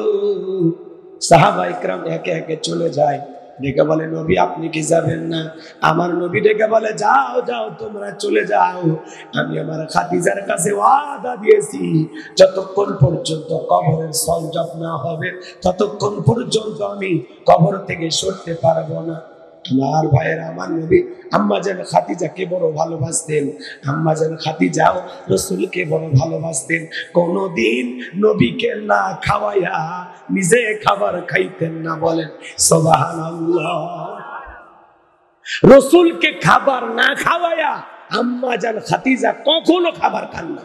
সুবহানাল্লাহ। এমন বউ কি এখন পাওয়া যায়? এমন আদর্শের নারী কি এখন আছে? একটু মনোযোগ দিয়ে শোনেন আমার ভাইয়েরা। আসমান থেকে ফেরেশতা আসে না, অনেকটা সময় অতিবাহিত হয়ে যায়। জিবরাইল এসে বলে, নবী আপনি কেন দাঁড়িয়ে আছেন? আমার নবী ডেকে বলে, জিবরাইল আমি আমার খাদিজার কাছে ওয়াদা দিয়েছি কবরের সলজব না হওয়া পর্যন্ত আমি এখান থেকে যাব না। আমার ভাইয়েরা, জিবরাইল এসে বলে, নবী যেদিন খাদিজাতুল কুবরা রাদিয়াল্লাহু তাআলা আনহা কবরের সলজবের ভয়ে কান্নাকাটি করেছিল, সেদিনই খাদিজার কবরের সলজব আমার আল্লাহ কবুল করে নিয়েছেন। আমার আল্লাহ আমাকে জানিয়ে দিয়েছেন হযরতে খাদিজার কবরে আসমান থেকে কোনো ফেরেশতা আসবে না কবরের সলজব নেওয়ার জন্য। আমার আল্লাহ খাদিজার কবরের সলজবকে কবুল করে নিয়েছে। সুবহানাল্লাহ, জোরে বলেন। সে খাদিজার ইন্তিকালের সময় ফাতেমা কান্না করে, জবান দিয়ে কোনো আওয়াজ বের হয় নি। মা বোন যারা বসে আলোচনা শুনতেছেন, মা কেউ যদি মারা যায় খবরদার বিলাপ করে কান্নাকাটি করবেন না। আল্লাহ মা বোনদের হেদায়েত দান করে, জোরে বলেন আমিন। এইবার শয়তান ডেকে বলে, আল্লাহ অনেক কিছু পরীক্ষা করে দেখলাম, তোমার আইব তো তোমার জিকির ছাড়ে না, দেহটা ভালো আছে তো এই জন্য আপনার জিকির করে, অসুস্থ হইলে আপনাকে ভুলে যাবে। আমার আল্লাহ ডেকে বলে, ইবলিস শয়তান, আমার আয়ু অসুস্থ হলে আমাকে ভুলে যাবে না। বলে আল্লাহ তাহলে পরীক্ষা নেওয়ার জন্য একটু অসুস্থ হওয়ার সুযোগ করে দেন। ভালো করে বোঝো। আমার আল্লাহ বলে, যা সুযোগ দিলাম। এইবার আল্লাহর পয়গাম্বর আইয়ুব আলাইহিস সালামের দেহের ভিতরে ঘা দেখা দিল, ঘা, পুরোটা শরীর অসুস্থ, 1 নয় 2 নয় 18 বছর আল্লাহর পয়গাম্বর অসুস্থ। সুবহানাল্লাহ বলবেন। কত বছর? তারপরে প্রিয়তমা স্ত্রী রহিমা তার খেদমতে নিয়োজিত, স্বামীকে ফেলায় যায় না। এখন তো আপনি আমি যদি 6 মাস অসুস্থ থাকি, 1 বছর অসুস্থ থাকি, বইয়ের যে মেজাজ, কথা কন না কেন? কোন স্বামী যদি 6 মাস 1 বছর অসুস্থ থাকে কি মেজাজ দেখায়, দেখেন না? ওই ঔষধটা খাও, খায় একটু উদ্ধার করো, মরণের রোগ হয়েছে, মরেও না, আছে না নাই? ঔষধ খাওয়ায় আবার মরণের দোয়া করে, এরকম আছে না নাই? আরে ভাই 18 বছর তো দূরের কথা, এখন যদি আপনি আমি 5-7 বছর অসুস্থ হয়ে হাসপাতালে পড়ে থাকি, এখনকার যে ডিজিটাল মহিলা আর ডিজিটাল মা বোন, দেখবেন 6 বছর পর সুস্থ হইয়া আপনার বউ আর একটা স্বামীর সংসার করিয়া 4টে বাচ্চার মা হয়ে গেছে। এখন আর 18 বছর সেবা করা রহিমা সুন্দরী পাওয়া যাবে না। কথা কন, রাগ করতেছেন আপনারা? করেন, কোনো সমস্যা নেই। আমার ভাইয়েরা, একদিন শয়তান রাস্তার মধ্যে রহিমাকে আটকাইয়া যুবকের সুরতে ধোকা দেয়া বলেন, ও রহিমা সুন্দরী, অসুস্থ স্বামী আইয়ুবের সেবা করে কি লাভ? নিজের জীবনটা উপভোগ করার জন্য আরেকটা বিয়ে করো। কি করো? আরেকটা বিয়ে করো। এই কথা শোনার পর পয়গম্বরের স্ত্রী যায় বলে, স্বামী আমার, রাস্তার মধ্যে একটা যুবক আমাকে ডেকে বলে, অসুস্থ স্বামীর সেবা করে কি লাভ, তুমি আরেকটা বিয়ে করে নাও। এই কথা স্বামীর কানে যা পৌঁছায়া দিলেন, আল্লাহর পয়গম্বর আইয়ুব আলাইহিস সালাম ডেকে বলে, বিবি রে, ওইটা কোনো যুবক না, ওইটা হলো ইবলিস, শয়তান। যুবকের সুরতে একজন বিয়ের কথা বলে, সেই কথা স্বামীর কানে পৌঁছায়া দেয়। এখনকার মা বোনেরা যদি যশোর বাস স্ট্যান্ডে কোনো যুবকের সাথে দেখা হয়, সেই গল্প কি এসে স্বামীর কাছে করেন? পারলে ওর মোবাইল নাম্বার নেই, স্বামী বাড়িতে না থাকলে সারাদিন কুটুর কুটুর করে ফোনে কথা কয়, এরকম আছে না? আল্লাহ মা বোনদের হেদায়েত দান করে, জোরে বলেন আমিন। আমার ভাইয়েরা, আল্লাহর পয়গম্বর আইয়ুব আলাইহিস সালাম অসুস্থ, 18টা বছর ধরে অসুস্থ, পয়গম্বরের পুরোটা দেহের ভিতরে ঘা। এরপরে পয়গম্বর আল্লাহর জিকির বন্ধ করেন। আল্লাহর পয়গম্বরের জিহ্বার ভিতরে যখন ঘা দেখা দিল, আল্লাহ নবী আইয়ুব আলাইহিস সালাম তাকায় দেখে এইবারে জিহ্বার ভিতরে ঘা। আল্লাহর পয়গম্বর তখন কি করেছিলেন জানেন? আমার আল্লাহ রাব্বুল আলামিন বলেন, ওয়া আইয়ুবা ইদনাদা রাব্বাহু আন্নী মাসানিয়াদ দুররু ওয়া আনতা আরহামুর রাহিমিন। আমার আল্লাহ ডেকে বলেন, স্মরণ করা আইয়ুবের কথা। যখন আইয়ুব আলাইহিস সালাম অসুস্থ থাকা অবস্থা আল্লাহর কাছে বলেন, ওয়া আনতা আরহামুর রাহিমিন, আপনি তো দয়ালুর মধ্যে সর্বশ্রেষ্ঠ দয়ালু। সুবহানাল্লাহ। পয়গম্বরের কথা বলার ধরনটা কত সুন্দর জানেন? কি বলতেছে? ওয়া আনতা আরহামুর রাহিমিন, আপনি দয়ালুর মধ্যে সর্বশ্রেষ্ঠ দয়ালু। সুবহানাল্লাহ বলেন। ডাইরেক্ট বলতেছেন আল্লাহ, জিহ্বাতে ঘা ভালো করে দেন, আমি অসুস্থ সুস্থ বানায় দেন, এই কথা বলতেছেন। কি বলে? আপনি দয়ালুর মধ্যে সর্বশ্রেষ্ঠ দয়ালু।